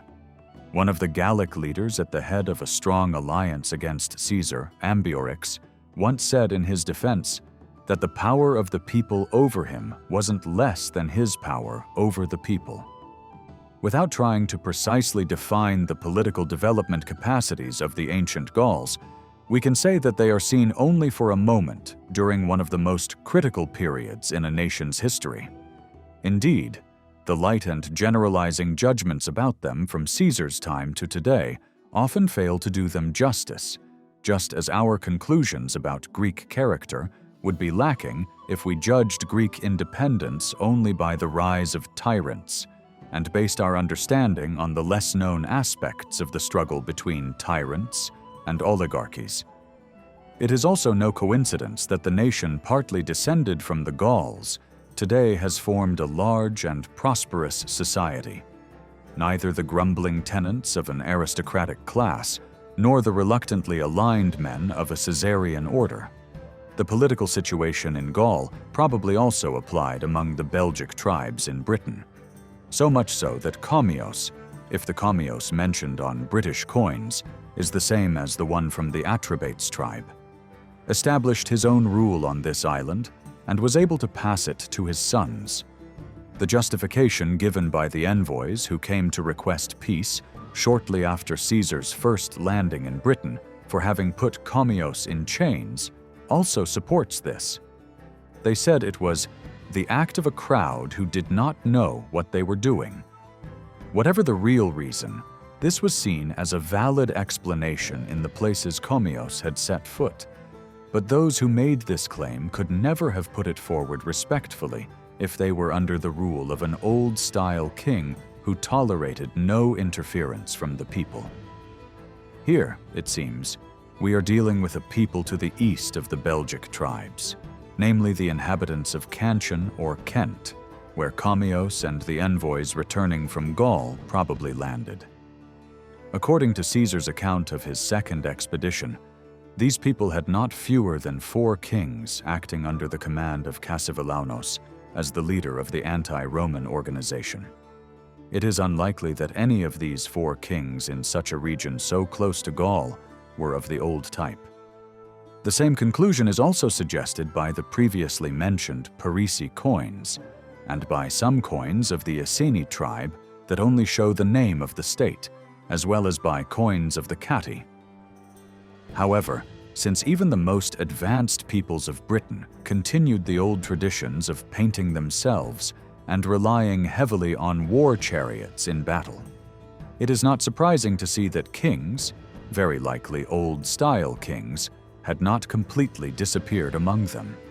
One of the most powerful states, the tribe of the Catuvellauni, may have been so busy with wars against its neighbors that it paid less attention than it otherwise would have to the form of government it lived under. The people of the Trinovantes were also ruled by kings until the campaigns of Caesar, until their last king was killed by Cassivellaunus. As for the other Brythonic peoples in Britain, historians have no opportunity to obtain any definite information about their forms of government. But it is not impossible that the kings and queens of the Brigantes were of the old type. As for the Celtic peoples who had settled earlier on the island, we have no evidence that any of them had passed beyond old-style monarchy. It can be assumed that the series of ancient kingdoms in Britain was entirely interrupted or deeply transformed with the Roman conquest. Therefore, very little can be learned about the nature of the old kingdoms from the kingdoms that emerged after the permanent withdrawal of Roman legions from the island. However, it is highly likely that the earlier kingdoms were of the same kind as those in Ireland, which Roman rule never disrupted.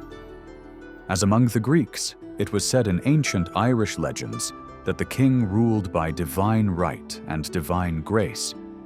Thus, he had to have no physical flaw and must not have lost any limb. The mythical Irish king, actually probably the Celtic sea god, Nuada, is said to have lost his hand in battle and had to step down from his position because of this, until a Western Asclepius-like figure provided him with a miraculous silver hand, each finger of which could move.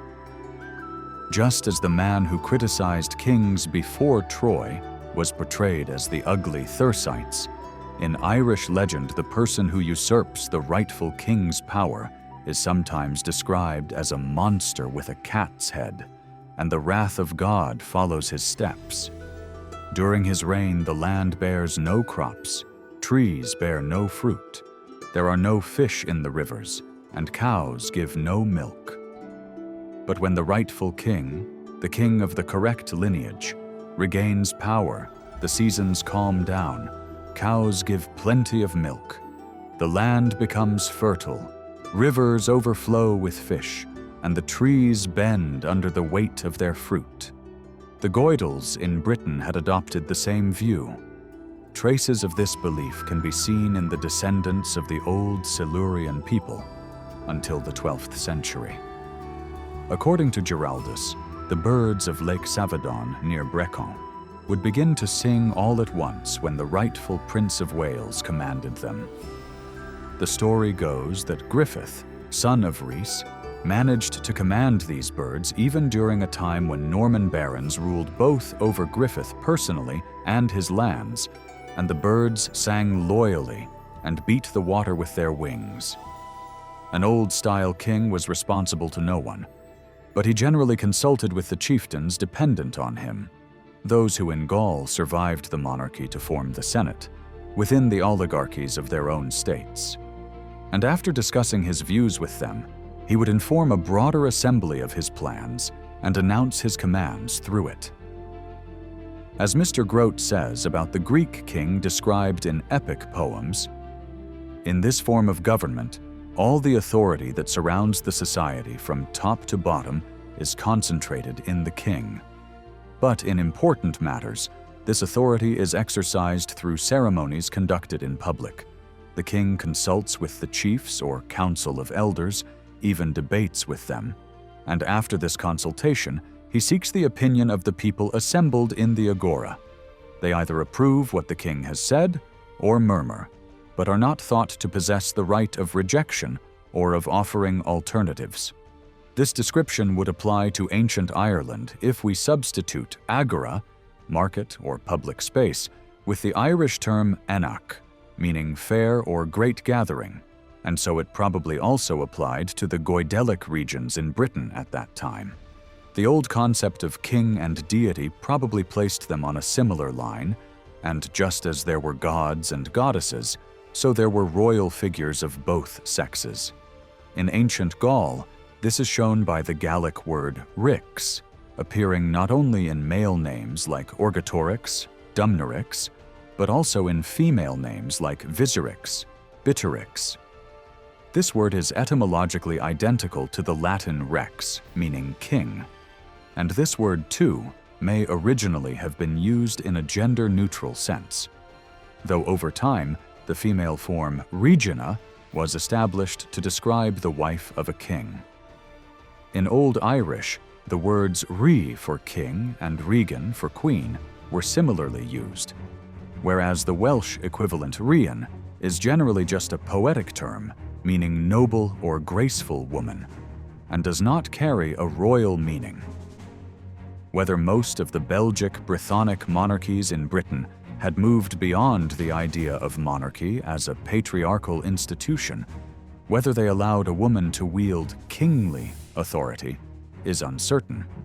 The story of Boudicca, queen of the Iceni tribe, and likely the widow of a king assigned to them by the Romans, does not prove this, nor does the fact that Queen Cartismandua of the Brigantes was married or remarried provide stronger evidence. However, among the earlier Celtic peoples in Britain, there is no reason to believe that a woman could not rule her state or family absolutely. Still, since the old kingship system was essentially a large-scale version of a father's extended authority over his family, and the wife could also be assumed to hold a position of authority and respect alongside him, the queen would be expected to appear alongside the king in similar fashion. The system, whether in Britain or its sister island, would be incomplete without a queen. An interesting example is seen in a very old Irish tale. It tells how the king of Old Erin was forced to marry because the people collectively refused to hold the great festival of Tara on the grounds that he was unmarried. And regarding personal rule, one of the clearest examples that reveals the difference between the Brythons and the Goidels is the development of a word meaning power or authority in the 7th century Celtic languages. This word passed into Welsh as gwlad, meaning state or country, while in Irish it became flaith, meaning lord or prince, and at least from the 10th century, this meaning grew stronger. Ancient writers have said very little about the religion of the British people, but to the extent that they were Celts, there is no reason to assume they had the same religion as the Celts of Gaul, Italy, Greece, or other Aryan nations. Caesar says that in Gaul, the people were devoted to their gods, and that he roughly identified these gods with those of Rome: Jupiter and Minerva, Apollo and Mars, but especially Mercury, whom he said they revered more than the others. The Celts of Britain were most likely worshipping similar gods. Among them was the sea god Nodens, who had a temple built for him during Roman times at Lydney on the west bank of the Severn. The Irish, on the other hand, called the goddess of the river Boyne, the wife of Nuada Necht. Each region had a god, and rivers were associated with specific divine beings. Rivers still called Dee bear witness to this. One of the names of the Dee or Deva in North Wales was also Erfen, meaning the spirit of war. This river kept its old dignity even in the time of Giraldus. It was still believed to predict the outcome of wars. Whichever side of the river it devoured, that side was believed to lose the battle. Another river name, Besama, probably our Mersey, suggests that it was once considered divine. This name appears in inscriptions in Gaul as the name of a goddess equated with Minerva of Italy. And like the Greeks and Romans, the Britons also personified diseases. This can be seen from the fact that malaria in part of central Wales is still known as Vrach or Henrach, meaning the witch or the old witch, and from the tradition that Maelgwn died of what we will mention again as the Fad Phelan, or Yellow Plague. This is described as a strange figure with golden teeth, eyes, and hair, coming from a nearby swamp and fixing its ominous gaze on him in a church he entered. This was a flexible form of polytheism, or more accurately, perhaps no system at all, and probably the priesthood it implied did not form a class clearly separated from other people. But since we have no data, we must now move on to the non-Celtic natives, who had another religion, that is, Druidism, which may have originated among them. Druidism had specific features that allowed it to compromise with the Celtic conqueror in Gaul and on the British Isles. A similar situation existed with the Magi of the East and the non-Celtic peoples of Scandinavia, where a Finnish or Lappish word was synonymous with a magician in Old Norse. Druidism, whatever else it may have been as a system, undoubtedly included magic as one of its most important elements and as the main means of sustaining itself. Because the tendency of higher races to attribute magical powers to lower ones, to the extent of that tendency, made their situation more bearable in terms of how they were treated by their stronger neighbors. The Goidelic Celts appear to have accepted Druidism, but there is no evidence that it was the religion of any Brythonic people. Thus, the people of Britain may perhaps be divided religiously into three groups: the Brythonic Celts, who were Aryan-type polytheists, the non-Celtic natives under the influence of Druidism, and the Goidelic Celts, who followed a religion that combined Aryan polytheism with Druidism. Even here, data is lacking, and we struggle to know which people Pliny meant when he wrote that British women and brides participated in certain religious rites naked and with their bodies painted black in imitation of Ethiopians. Ancient writers also say very little about the Druids, who were the most influential class among them, except for those at Mona, who witnessed the landing of Suetonius and his troops on their island. Tacitus says they stained their altars with human blood, searched for omens in the intestines of victims, and practiced at least some of their savage rituals in groves, which the Romans began to destroy. Something may also be learned from the later uses of the word druid in Celtic literature. In Welsh poetry, Derwyddon, one of the earliest examples of the word for druids, is used for the magi or wise men who brought gifts to Jesus. Its Irish equivalent, druid, is used in the same way and is usually translated into Latin as magus, meaning magician. Sometimes the term is given meaning through the name Simon Magus. His appearance in Celtic lands cannot be explained otherwise. The Goidelic Druids therefore sometimes appear under the title of the School of Simon the Druid. They were seers, priests, and healers, but their chief characteristic was perhaps wizardry. In the Lives of St. Patrick, it is told how the Druids of the Irish king tried to surpass the saint in performing miracles. One of them causes such heavy snow that people are quickly buried up to their necks. Another brings down a tangible darkness upon the plain, so thick that all tremble with fear. But, just as with the magicians of Pharaoh and Moses, Patrick always prevails. Indeed, the Irish so fully recognized the similarity between their own magicians and those of the Nile that a commentator on a 9th century manuscript of the Epistles of St. Paul explains to the Irish reader that Janus and Jambre were two Egyptian druids. The same character likely applied to the Druids of Britain as well. It certainly did to the Druids in the court of the Pictish king in the non-Celtic north in the 6th century. The life of Saint Columba, written in the 7th century, describes the saint's battles with one of these northern sorcerers. This man brings down a thick darkness and violent storm as the saint sails on Loch Ness. A saying attributed to Saint Columba in an old hymn, where he says, "Christ the Son of God is my druid," may show that the dominant idea in his mind about a druid was that of a magician. If in the 6th century the Druids in the north of the island were of this character, then it is highly probable that at the time of Caesar's invasions, they were the same among the Goidels farther south. That is, a powerful class that united the functions of seer, magician, and priest. In Gaul, however, under the faint light of civilization from Massilia and other Mediterranean centers, these individuals seemed to have added the role of philosopher to their character.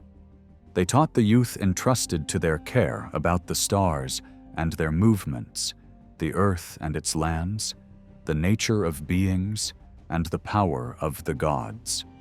It can also be said that the same influence had begun to soften and ease the primitive savagery in their practices. And this may be why Gallic students came to this country to perfect the Druidic system. In the western parts of the island, perhaps at a time when Aryan ideas had begun to exert stronger influence in Gaul, Druidism may still have retained its harshest and most terrifying features. Yet, it is hard to accept Caesar's claim that Druidism originated here and was only imported into Gaul. It is more likely that the Celts found it both here and there as the common religion of some of the native peoples of Western Europe. Some customs of the pagans on these islands can be seen in the practices of their Christian descendants. Thus, among many peoples, a slight kind of mutilation is seen as a symbol of slavery, and this often included shaving parts of the head. Among the Brythons, in the Welsh romances called the Mabinogion, we see that when a young man wishes to become one of Arthur's knights, his hair is cut personally by the king. But this practice is now best known in the Roman Church, for there the priest is literally called the slave of God, servus Dei, and the top of his head is shaved. The Celtic languages offer abundant evidence for this idea. For example, the Welsh word for hermit, mudwi, means slave of God, and the Irish name Maelpedraic means Patrick's tonsured or shaved slave, and this name was Latinized in the 9th century as Calvitis Patrici. The tonsure, that is, head shaving, common in Britain and Ireland, is the same, and is only a remnant of Druidism.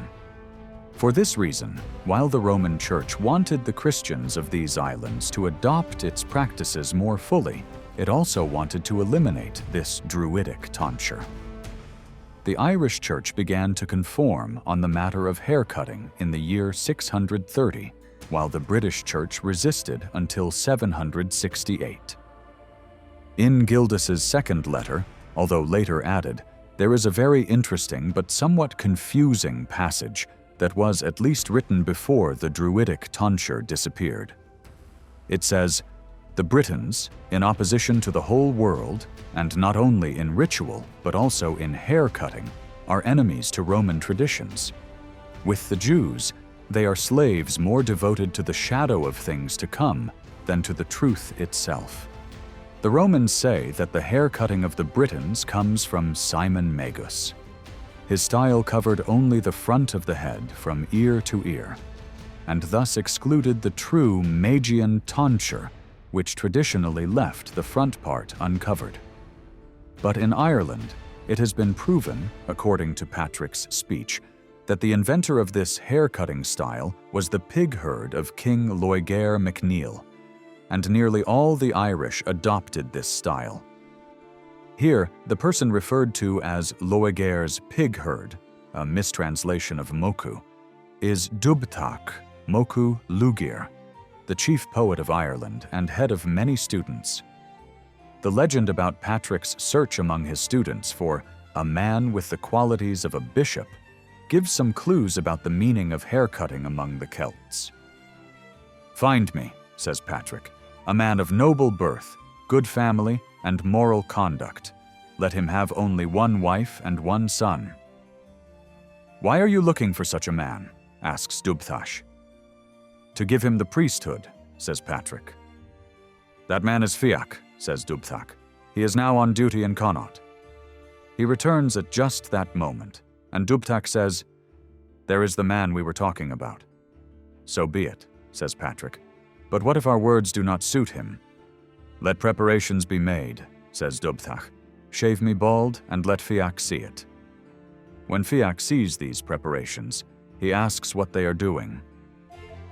"We are cutting Dubnovellaunus's hair," they say. "This is a useless act," says Fiach, "for there is no poet in Ireland equal to him." "Would you like to be accepted in his place?" says Patrick. "My loss to Ireland," says Fiach, "would be less than his."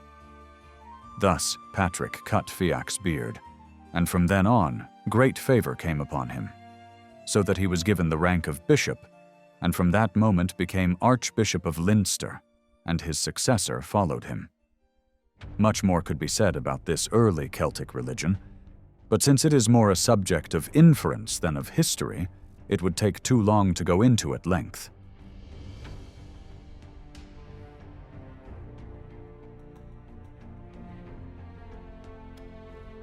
For about a century after Caesar's last invasion, no real attempt was made to bring Britain under Roman control. However, his expeditions had the effect of placing the island in a kind of connection with the Roman world, an effect we have previously emphasized. In AD 43, Claudius Caesar decided to send Aulus Plautius with an army to conquer the island. At that time in Britain, it appears that the same political changes that Julius Caesar had observed years earlier in Gaul were taking place, and it is implied that the island's supposed ties with Rome were being threatened because those who had been exiled from Britain were being protected and supported by Claudius Caesar. Among them, Bericos, mentioned in the previous chapter, was likely present.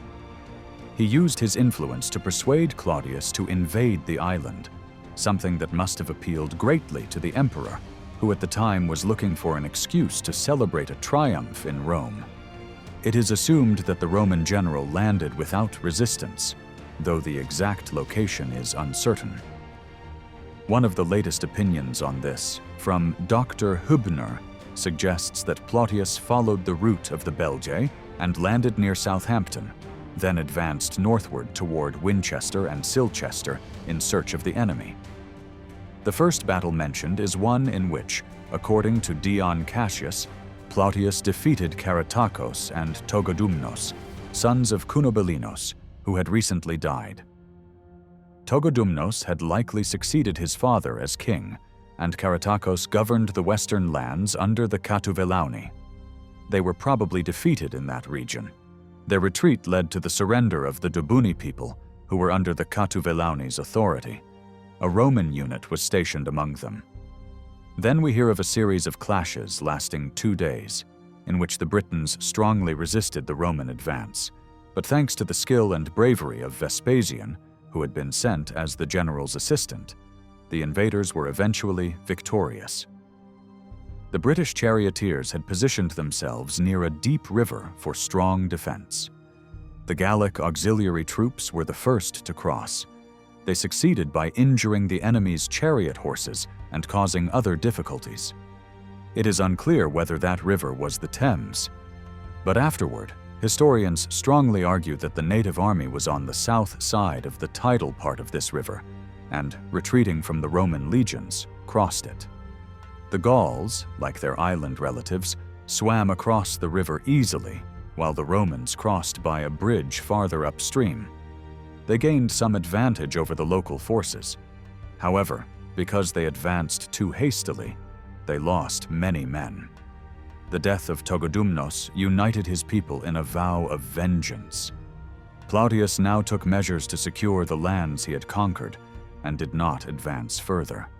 But, following orders, he sent word to the emperor. As a result, the emperor came personally and found the Roman legions waiting for him near the Thames. He crossed the river and took Camulodunon, probably Colchester, the capital of Cunobelinus. Afterwards, several tribes surrendered, and Claudius, after spending 16 days on the island, returned to Rome, celebrated his triumph, and gave the Romans public games with displays about Britain. By the time of the emperor's departure, the people of the Catuvellauni and their dependent states, along with the area between the Thames and the coast, stretching from the mouth of the river to the region around the Isle of Wight, had come under Roman rule. In this region, Rome soon found a prince loyal to its cause, King Cogidumnus. He was granted certain towns, and according to Tacitus, this king remained loyal to Rome for many years. The discovery of an inscription in Chichester that mentions a king of this name is likely not a coincidence. This person may have been Cogidumnus himself or one of his descendants. His subjects were probably the Regni people, whose territory covered what is now Sussex. Plautius remained in Britain to continue the conquest, but in 47 AD, he received a triumphal procession in Rome for having conducted the campaign skillfully. Some historians also describe Vespasian's successes. According to these accounts, he fought more than 30 battles with the enemy while serving under both Plautius and the emperor. He also brought under Roman control two of Britain's strongest peoples, more than 20 towns, and the Isle of Wight. His son Titus also served here, and on one occasion rescued his father when he was surrounded by enemies on all sides. The two strongest peoples in Britain subdued by Vespasian are not identified, but they are most likely the Belgae and the Dumnoni, who controlled almost the entire southwest of the island, including the tin mines. These tin regions could not have escaped Roman attention. By the time of Plautius's departure, the operations had clearly made Britain part of the Roman Empire. According to Tacitus, the foremost authority on the Roman conquests in Britain, command of the legions was given to Ostorius in 50 AD. He immediately began taking active measures against the tribes who openly defied Rome, disarmed those suspected of disloyalty, and prepared to restrain the people living on his side of the Severn and Trent rivers. These rivers could be considered the frontier of the province at that time. The construction of Vriconian or Wroxeter, likely near Shrewsbury, can probably be linked to Ostorius's policy, and this settlement on the Severn can be assumed to mark the furthest point of territory conquered by Roman arms up to that time. One result of his policies was the revolt of the powerful Iceni people, who had so far accepted an alliance with Rome and avoided the worst effects of the war. They now succeeded in attracting neighboring states to their side, chose a well-fortified, strong position, and defended it with great courage, but in vain. After crushing the Iceni, Ostorius pushed his forces across the island to a point not far from the sea facing Ireland. This was most likely the territory of the Deceangli. They are thought to have lived in Cheshire, or, more likely, in the North Wales region between the Dee and Clwyd rivers. The Deceangli did not meet the legions in open battle, but they carried out raids against the raiding parties and eventually managed to escape from these attacks, because news of a quarrel among the Brigantes prompted Ostorius to move toward that region. The Brigantes' relationship with the Romans during this period is unclear, but they were probably some kind of allies. To pacify the conquered tribes in the east and to have a fallback area to retreat to, Ostorius established a strong colony of veteran soldiers at Camulodunum. Now the Silures people come forward. They were a people who would endure Roman rule, neither through harshness nor kindness. They occupied the eastern half of the land between the lower Severn and Cardigan Bay. The rest of this area belonged to the Demetae. In central Wales, to the north of these peoples, was the powerful state of the Ordovices, probably from Brythonic roots and representing later Celtic settlers. In contrast, the Silures and Demetae are thought to have been of older Celtic stock and also to have absorbed or included pre-Celtic native peoples who managed to survive in the region. The Silures were less civilized than their eastern Brythonic neighbors, but much braver and more defiant. Their territory bordered a region likely ruled by Caratacos, son of Cunobelinus. After nearly 9 years of resisting the Roman legions with various results, we see him among the Silures. He must have brought his superior military skills to them and found warriors even braver than his own people.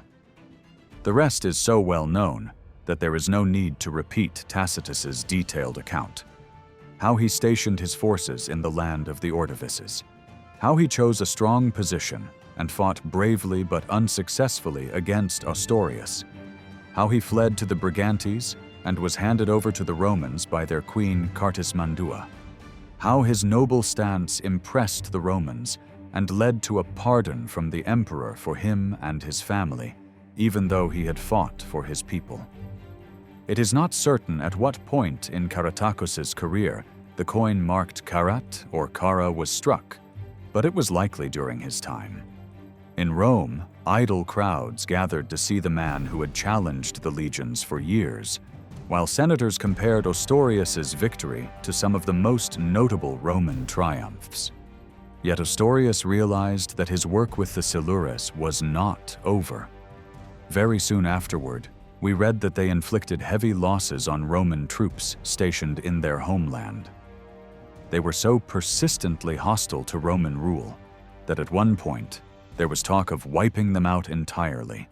But during this time, Ostorius died, and his enemies proudly claimed that, even if not killed in battle, the hardships of war had taken his life.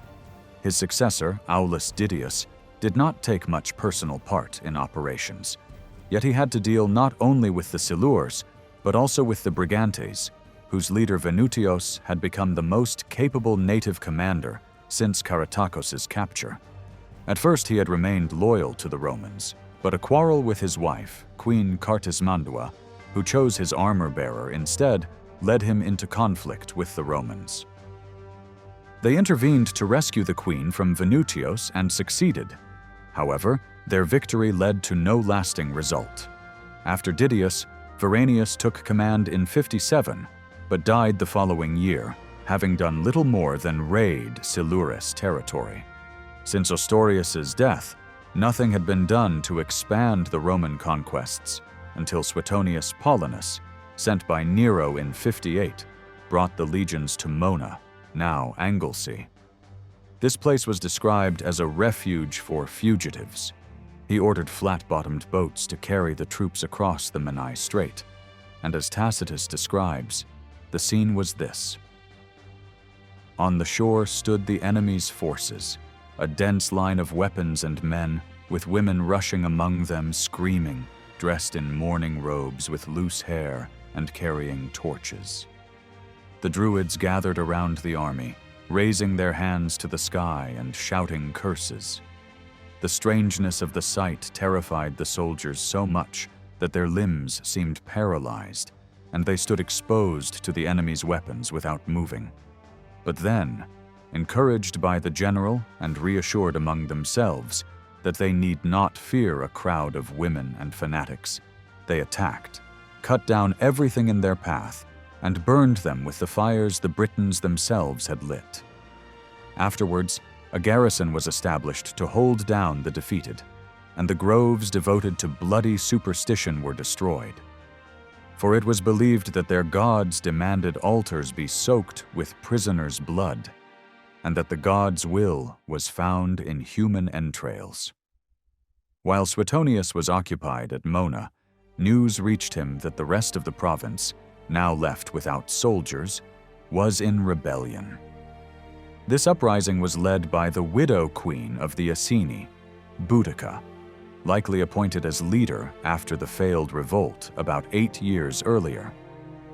Prasutagus, famous for his wealth, had thought it wise to name both the emperor and his daughters as joint heirs to protect his family.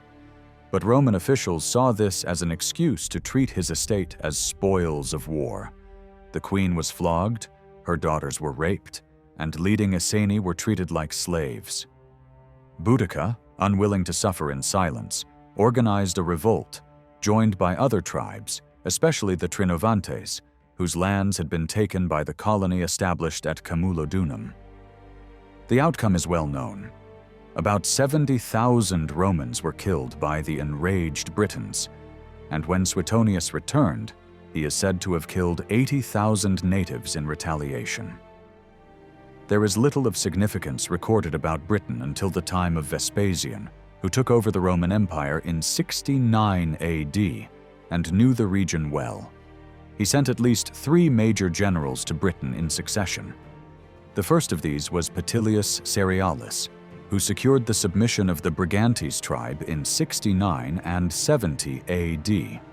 According to Tacitus, they were considered the most populous state on the island, or as the Romans now called it, the province, and their submission came only after several battles, some of which resulted in great bloodshed. His successor, Julius Frontinus, took on the task of subduing the Silures. Despite their courage and the harsh nature of their country, this task was likely completed successfully not long before Vespasian's third major general, Julius Agricola, arrived in 78 AD. It is noteworthy that this people were able to resist the Roman armies more or less successfully for years, and it is certain that many troops had to be stationed in their lands to keep them under control. Later, the Second Augustan Legion was permanently based at Isca Silurum on the river Usk, later known as the Caerleon Legionary Fortress, a site famous for Roman remains, including many inscriptions, located just above modern-day Newport. When Agricola arrived in Britain in midsummer of 78 AD, the soldiers were already beginning to think about retiring to their winter quarters, even though a significant Roman cavalry unit had recently been destroyed by the Ordovices, near whose territory they were stationed. At the time, many locals stood undecided between war and peace. Agricola quickly advanced into the lands of the Ordovices and inflicted such heavy losses on them that, according to Tacitus, this short campaign nearly resulted in their total destruction. Although this is clearly an exaggeration, as shown by their later history and the wide, wild area they occupied. This region included land to the north of the Silures and Demetae, parts of adjoining English counties, and nearly all of North Wales. Roughly speaking, the northwest corner within the Clwyd and Modach river basins, including Mona, Anglesey, could still be considered the land of earlier Celtic settlers of the Goidelic branch, since these Ordovices, who reached the sea to the west, are thought to have been predecessors to the Brythonic invasion. From the Roman point of view, the Ordovices and the Goidels behind them usually acted together against them, and when the legions attacked the Ordovices, it's clear that Mona, Anglesey, was the ultimate goal, as it was in this campaign. For after crushing the Ordovices, Agricola advanced to the shores of the Menai Strait. The islanders, seeing that he had no ships, believed they were safe. But they soon realized their mistake. Auxiliary troops, probably from Gaul or the lowlands near the Rhine's mouth, suddenly plunged into the channel and swam safely across. The island soon surrendered, and Agricola began suppressing the abuses that made Roman rule so intolerable for the Britons. His policies were so successful that the locals began adopting Roman customs and traditions, and eventually started learning Latin. In the summer of 79, the army was still harassing those locals who continued to resist, and it was only in the summer of 80 that Agricola undertook to expand the province northward. At that time, lands of some Brigantes tribes were invaded and fortified, and Roman troops, supplied with a year's provisions, spent the winter there. It may have been that year or the next when a legion was first stationed at Ibracon, also known as York. Agricola's fourth summer in command, in 81 AD, was spent securing these northern conquests. The territory was now bounded by the Forth and Clyde rivers, and the land between these estuaries was defended by a line of forts. In his fifth campaign, Agricola turned his attention to the areas facing Ireland, probably Galloway. This was not due to any threat from that region, but because he wished to conquer Ireland. He believed one legion and some auxiliary troops would be enough for the task. For this purpose, he kept an Irish king in exile, ready to assist. The sixth campaign, the following year, was directed against the tribes beyond the Forth, and a fleet sent to explore the northern coasts worked in coordination with the army, spreading fear among the northern peoples. Now even the final refuge of the defeated, their hidden harbors and sea routes, seemed under threat. This intelligence came from prisoners and shows that even then, the northern peoples knew how to make use of their many lakes and inlets. Some people gathered enough courage to attack, but they were defeated in the general battle that followed, and the Roman soldiers, who wanted to advance into the land that Tacitus called Caledonia, did not stop. However, the Caledonians, far from being crushed, decided to put aside their mutual jealousies and form a united front against the invaders in the next summer, in the year 85. Agricola sent his fleet along the coast to create fear and unease, and moved his army up to the river Tay. It is estimated that at the place where the Tay and Ila rivers meet, the Caledonians had set up camp with an army of 30,000. Their leader was someone named Calgacos, and Tacitus describes him as addressing his people with very impressive words. Agricola also speaks to his legions in a similar way, and then a terrible battle begins. The historian claims that the Caledonians lost 1/3 of their number. Among other things, he tells that the local people were equipped with short shields and long swords without tips, which were not useful in the heart of the battle, and that their war chariots added to the confusion. This battle took place in the year 86 and is known as the Battle of Mons Graupius, or Graupius. After winning the battle, Agricola moved into the lands of the Boresti people, located somewhere between the Firths of Tay and Forth. He took hostages from the Boresti and probably returned to his winter headquarters south of the Firths of Forth and Clyde. Meanwhile, the fleet, which had spent the winter in a port that Tacitus called Truculensis, or Trutulensis, was ordered to sail around the north of the island. The Caledonians were not disturbed any further, because the Roman general was now recalled by Domitian, who had been emperor since the year 81, and Domitian had begun to envy Agricola's fame. During the time of Agricola's successor, the northern part of the province became independent again, and when Emperor Hadrian came to Britain in the year 120 to suppress a rebellion that was breaking out, he decided it would be best to draw a line from Solway Firth to the mouth of the River Tyne, and defend it with a ditch, a stone wall, and an earth rampart, along with forts and watchtowers. Antoninus, who came to the throne after Hadrian, sent Lollius Urbicus to Britain in the year 139 to bring the Brigantes, the people living in the region between Hadrian's Wall and the Firth of Forth, under control. Later, the border defined by Agricola was restored to the province, and an earth wall was built between the Forth and Clyde.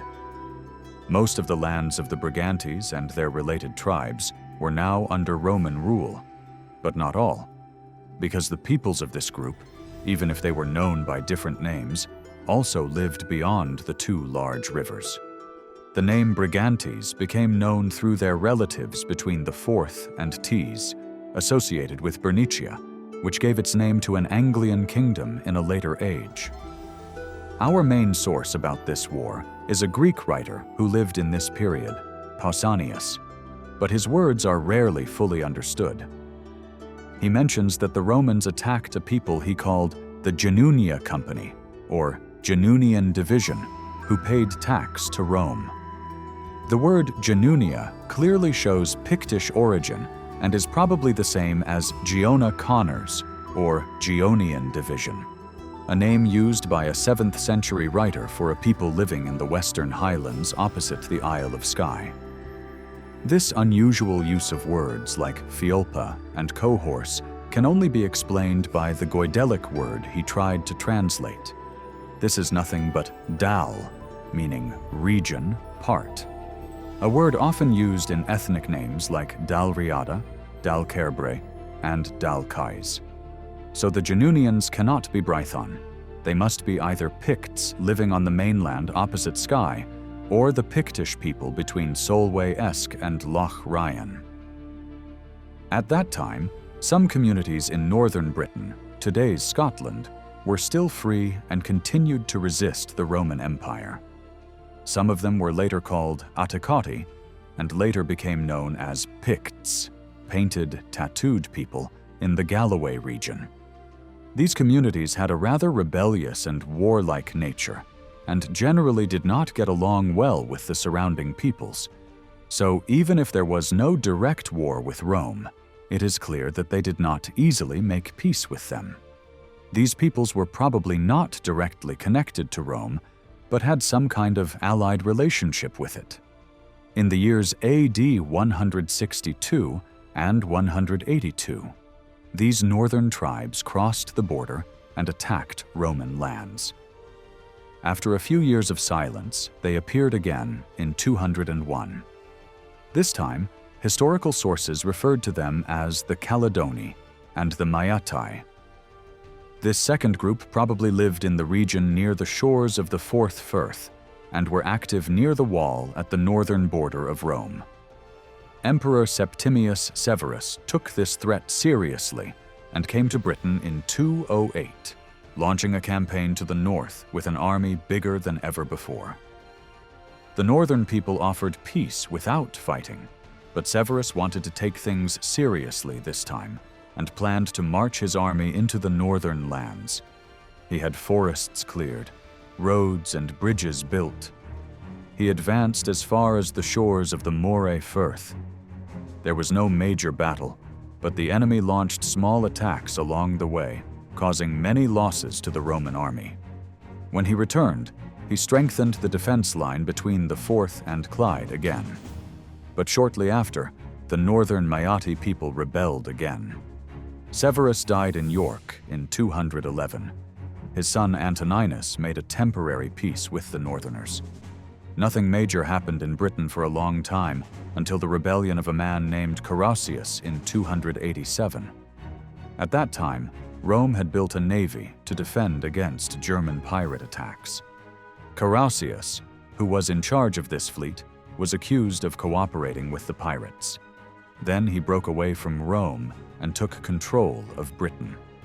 The island remained independent from Rome for about 10 years. Carausius was killed in 294 by a man named Electus.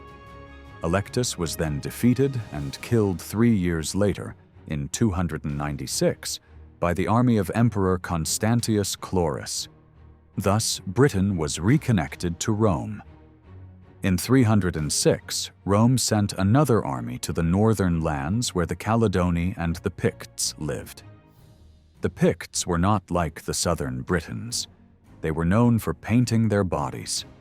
That's why the word Pictus was usually used to describe these tattooed people north of Rome's border. In 360, the Picts attacked Britain again, and this time they were joined by the Scots from Ireland. These Scots probably had the same roots as the Picts, and this wasn't their first arrival in Britain. When the Romans withdrew from the northern lands, another people named the Attacoti, living between Hadrian's and Antoninus's walls, joined these aggressive groups in 364. At the same time, the southeastern coasts were being raided by Saxon pirates. The Saxons especially targeted the coastline between the Wash Gulf and the Isle of Wight. In the face of these complex attacks, Rome sent Commander Theodosius to Britain in 369. With Theodosius's arrival, the Saxons retreated to the Orkney Islands, the Scots to Ireland, and the Picts to the north, beyond the Severus Wall. The Romans repaired this wall and placed soldiers there to protect the region south of it.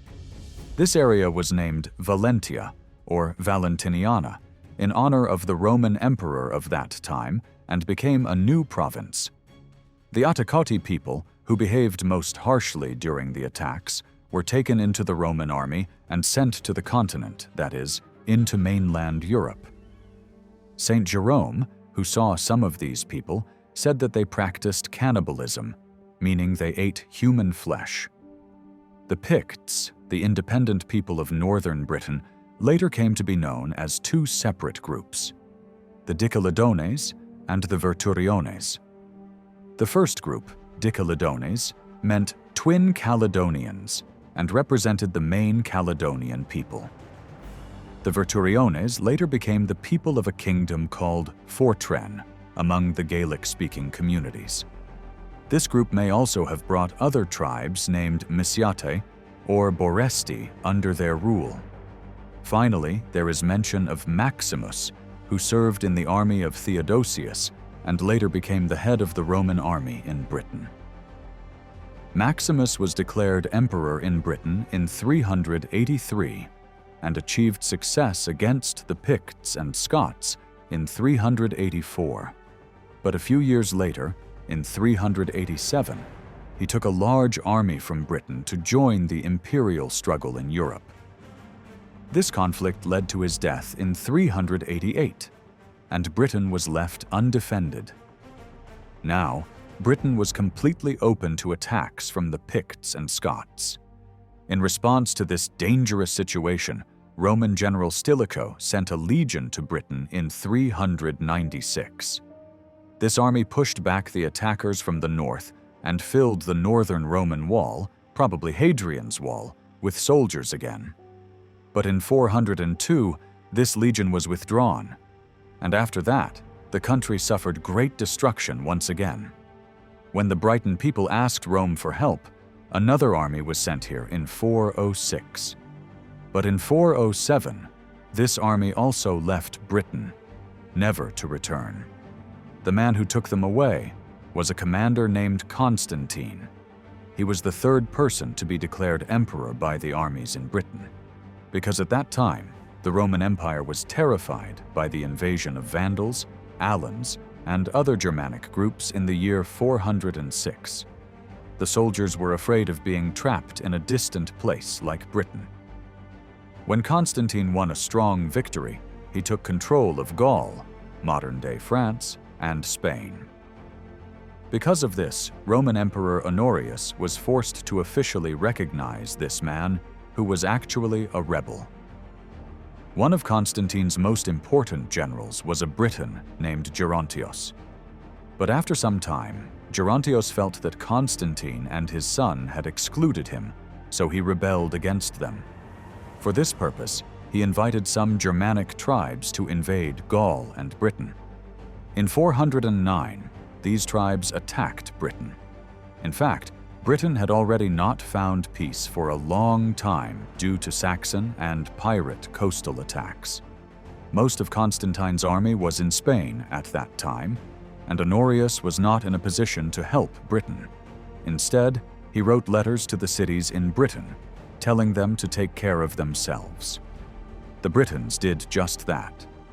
In 410, they not only got rid of the invaders, but also expelled the last few Roman officials who were still in office from the country. Honorius blamed Constantine for the loss of Britain and the killing of some of his relatives, so he sent an army against him. Constantine locked himself up in the city of Arles, but he was killed there. This happened in 411. Shortly afterward, Gerontios also died. While inviting the Germanic tribes to Britain, Gerontios probably wanted to rule the country himself. But when the Roman army started chasing him, his own men betrayed him and set fire to his house, killing him. Gerontios defended himself for a while with only one servant by his side. This servant was a German from the Alan tribe. But eventually, their situation became so hopeless that both his wife and servant asked him to kill them. Gerontios killed them first, then himself. It is said that his son took refuge with the Alans. These events were reported by the historians Olympiodorus and Zosimos. The story of Gerontios is similar to a famous story about a Briton leader named Vortigern and a Saxon commander named Hengist. This story is first found in the writings of Bede and Nennius. But in earlier writers like Gildas, only some parts of this story are found. To understand what the Roman administration system was like when the Romans ruled Britain, we need to go back a little. In the time of Emperor Severus, Britain was divided into Upper Britain and Lower Britain. According to a historian named Dion Cassius, the legions at Caerleon and Chester were in Upper Britain, and the legion at York was in Lower Britain. This situation suggests that the Romans might have divided the country not north-south, but east-west. When natural borders are considered, the area from the Severn and Avon rivers, starting from the Dove and Derwent hills up to the River Tees, could be Lower Britain. This also matches the region brought under Roman control in the time of Ostorius. The rest would be Upper Britain, covering the area from the Bristol Channel to the Solway Firth, including the two mountainous regions and the plain between them. Some researchers think this upper and lower division was based not on geography, but on the distance from Rome. In other words, the region closer to Rome was called upper, and the more distant one was called lower. But this idea doesn't fit well with river directions. For example, although it is farther from Rome, Lower Germany is at the mouth of the Rhine River. Upper Germany is farther inland. The same is true for the Pannonia and Moesia regions on the Danube River. Later, during the time of Emperor Diocletian and Great Constantine, Britain was divided into 4 regions. Upper Britain was split into Britannia Prima and Britannia Secunda, and Lower Britain was divided into Maxima Caesariensis and Flavia Caesariensis. In these last 2 regions, the word Britannia was not used, only the names remained. In 369, a 5th province named Valentia was created. In a document listing important positions in the empire, the 5 provinces in Britain were listed as Maxima Caesariensis, Valentia, Britannia, Prima, Britannia Secunda, Flavia Caesariensis. This order was based not on their locations on the map, but on the ranks of their governors. Maxima Caesariensis and Valentia had governors at the consul level. The other 3 provinces were governed by lower-ranking governors called praeses. There are 3 other lists where the provinces of Britain are ranked, and at least 2 of them may be older than the official record just mentioned. Although the order of province names varies in these lists, the 2 Britons are always side by side. This shows that they were considered together for a long time. Even though Roman Britain is sometimes called a province, technically, it was actually a diocese, a larger administrative region. Within this structure, there were 5 different provinces, and all of them were governed by a vicar, or deputy governor. This person was under the main administrator in Gaul. The same administrator also ruled over the other deputy governors in Spain and Gaul. So this system covered a large area stretching from Britain to North Africa. The vicar in Britain was responsible for both justice and financial matters. But military affairs were divided between 3 different commanders. These were the Count of Britain, the Count of the Saxon Shore, and the Duke of Britain. The Duke of Britain was most likely more concerned with the regions of Upper Britain. However, towards the end of Roman rule, the troops under his command had mostly moved to the northern border areas. This shows that the regions of Lower Britain, north of the Humber River, were now being considered military zones, like Upper Britain. The Count of the Saxon Shore was in charge of the coasts between the Wash Gulf and the Isle of Wight. This area was the most open to attacks from the Saxons and similar Germanic tribes. The Count of Britain was the general commander of all this structure. His area of duty was not limited to one place, but spread across the whole island. This role can be compared to the military commands in Italy's Alps region or around Strasbourg. These areas were also open to German invasions. 350 years. During this time, most of the British Celts became Christians and started to learn the system of city government. Since Roman officials were not very well liked by the people, when imperial officers left Britain in a hurry, this system managed to survive in some places. Also, the Latin language was spreading quickly on the island. This language was used in official writings and had also started to be spoken among people, especially in the southern and eastern regions. The children of people from different nations who came to the island with the Roman army began to learn and use this language. Among the cities where the Latin influence was felt the most were York, Lincoln, Colchester, and London. Rome tried to rename London as Augusta, but this name was not liked and was eventually forgotten. When we look at the inscriptions from the Roman period in Britain, we understand that this region was more military-based compared to other parts of the empire. Civil administration was less important. This may be because the local people had a warrior nature, and Rome had to fight for a long time to conquer this place. Also, because of constant threats from outside enemies like the Saxons and the Picts, a permanent army was needed here. As a result, when trying to understand the dark period after Roman Britain, up to the late 6th century, it is best to focus on this military structure, because we can best follow the transition period of that time through this aspect.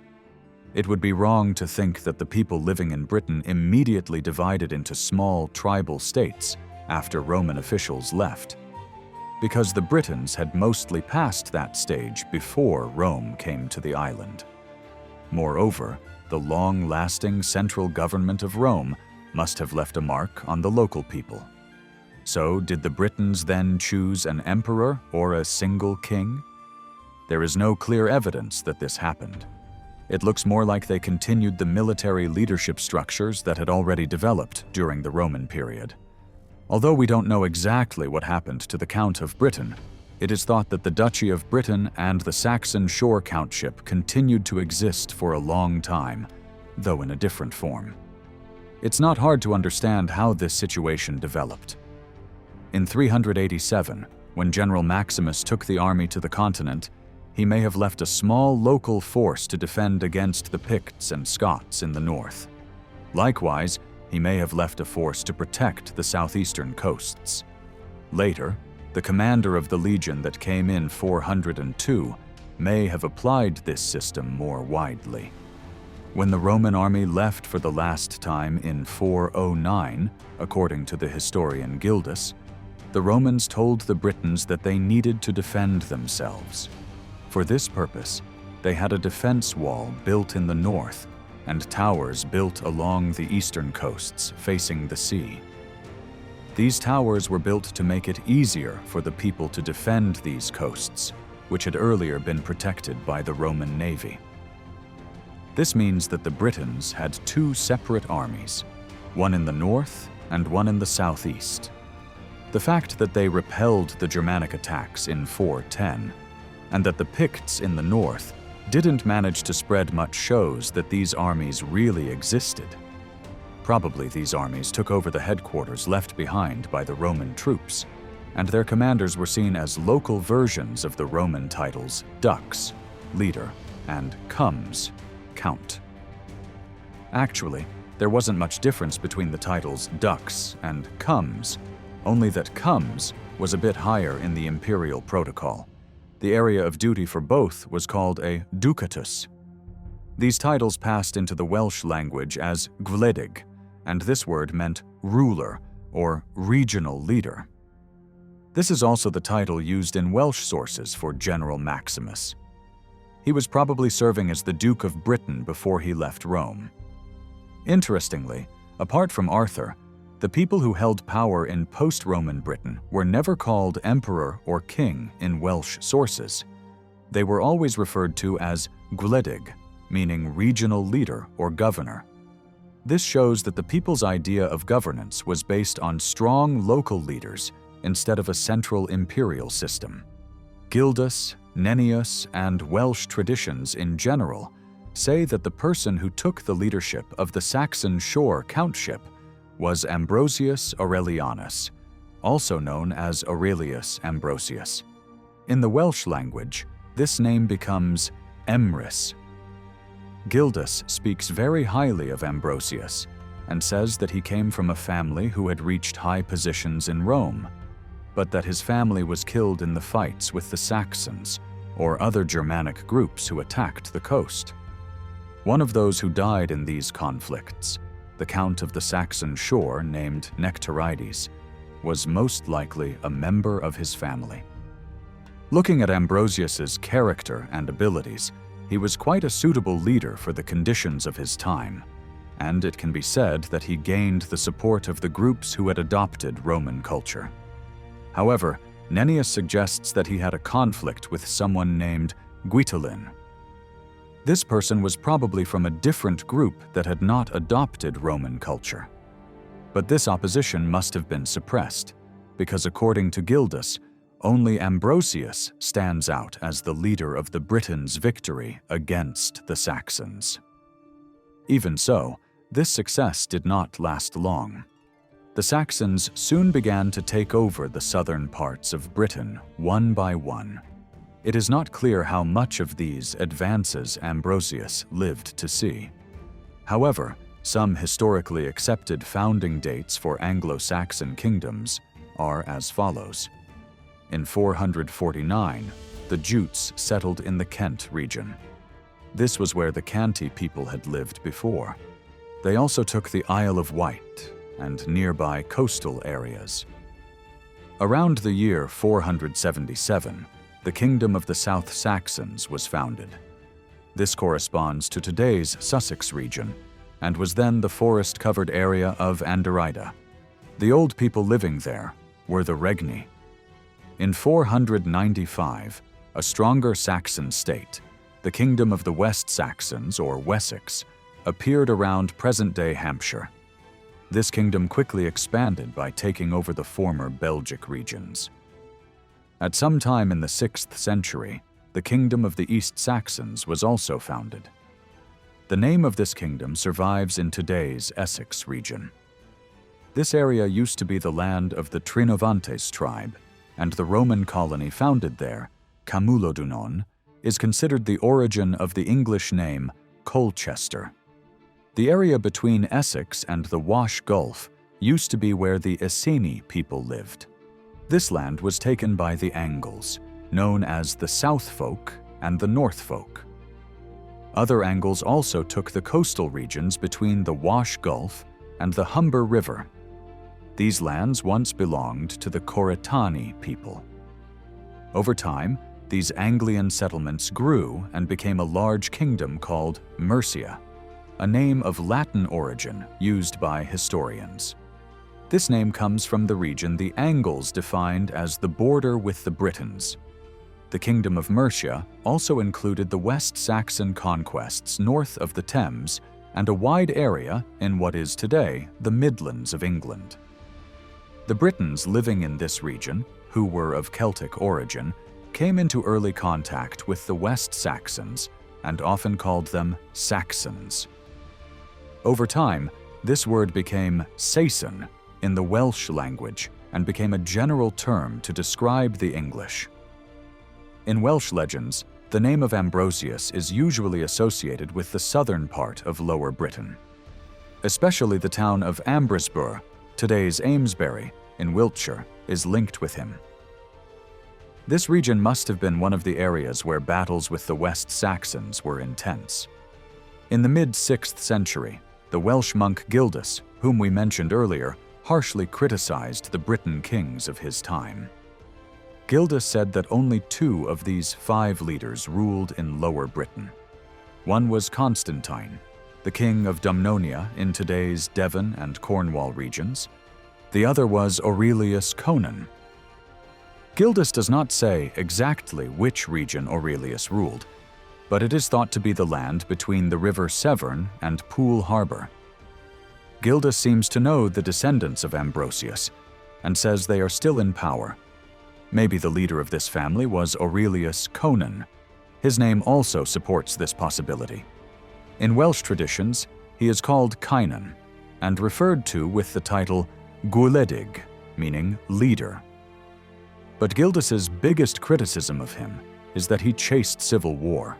This suggests that he had to use force to hold on to power. It is not known how much of the Gwledig position was left to this family, or appeared to be left to them. But it is highly likely that under their leadership, the Battle of Mons Badonicus, whose historical location is not known, was fought. According to Bede, this battle happened in the year 493.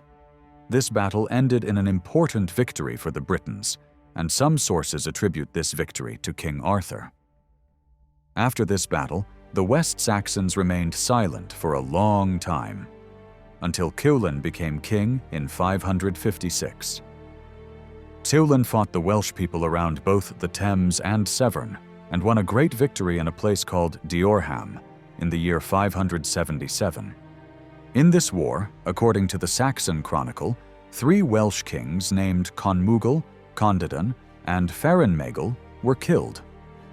After that, the Saxon king Colin captured important cities such as Bath, Gloucester, and Cirencester. Thus, the Welsh people living in the peninsula south of the Severn Sea were completely cut off from their northern relatives. One of these 3 kings, Condedon, is known in Welsh literature as Cynddelyn and is associated with the present-day Shropshire region. After Condedon's death, Ciulan mercilessly plundered his land and burned down his capital city, Pengwern, now Shrewsbury. Later, in 584, Ciulan suffered a heavy defeat at Fethenlig and lost his northern gains. Still, it is accepted that he managed to expand the Saxon border as far south as the River Axe. The areas east of the Axe and Parrett rivers were also taken by the Saxons. These conquests continued during the reign of another Saxon king named Cenwalh, until his death in 672. In the 8th century, the West Saxon king Iceni expanded the borders as far as Taunton. But during this period, he fought with a very talented prince named Geraint, who led the Welsh communities in the region. Later, in 815, during the reign of King Ecgbert, the region of Cornwall was plundered. However, the Welsh people living in this peninsula only fully submitted to English rule during the time of King Aethelstan. Aethelstan declared the River Tamar as the border between the Welsh and the English. Still, the people of Cornwall kept their Celtic identity and language for a long time. The complete disappearance of the Welsh language in this region happened about 100 years ago. This especially occurred in West Cornwall. As an example of what happened in between, according to William of Malmesbury, during the time of Aethelstan, the city of Exeter was divided between the English and the Welsh. Also, from the writings of Asser, a Welsh friend of King Alfred, we know that many Welsh place names were used in Dorset. For example, Durnguir for Dorchester, Caerwysg for Exeter, and Frau for the River Frome. The River Wylye in Wiltshire was also referred to as Gilu in Welsh sources. The traces of the Welsh language in this region can also be seen from a few old gravestones with Britain names on them, found at the Devon Church in Lustley and at St. Mary's Church in Wareham. Although some of these stones were damaged during church repairs in the 19th century, some have survived to this day. The letter shapes and spelling on these inscriptions show that they belong to the 9th or 10th century. Now that we have briefly explained how the English took control of Lower Britain, the following question arises: how much of the old population was able to stay? According to some, the English might have completely wiped out the old people as long as they remained pagans. But after they became Christian, it is also likely that they behaved more humanely. In this context, some important events are as follows. Northumbria King Edwin became Christian in 627. Wessex King Cynegils was baptized in 635, and his son did the same the following year.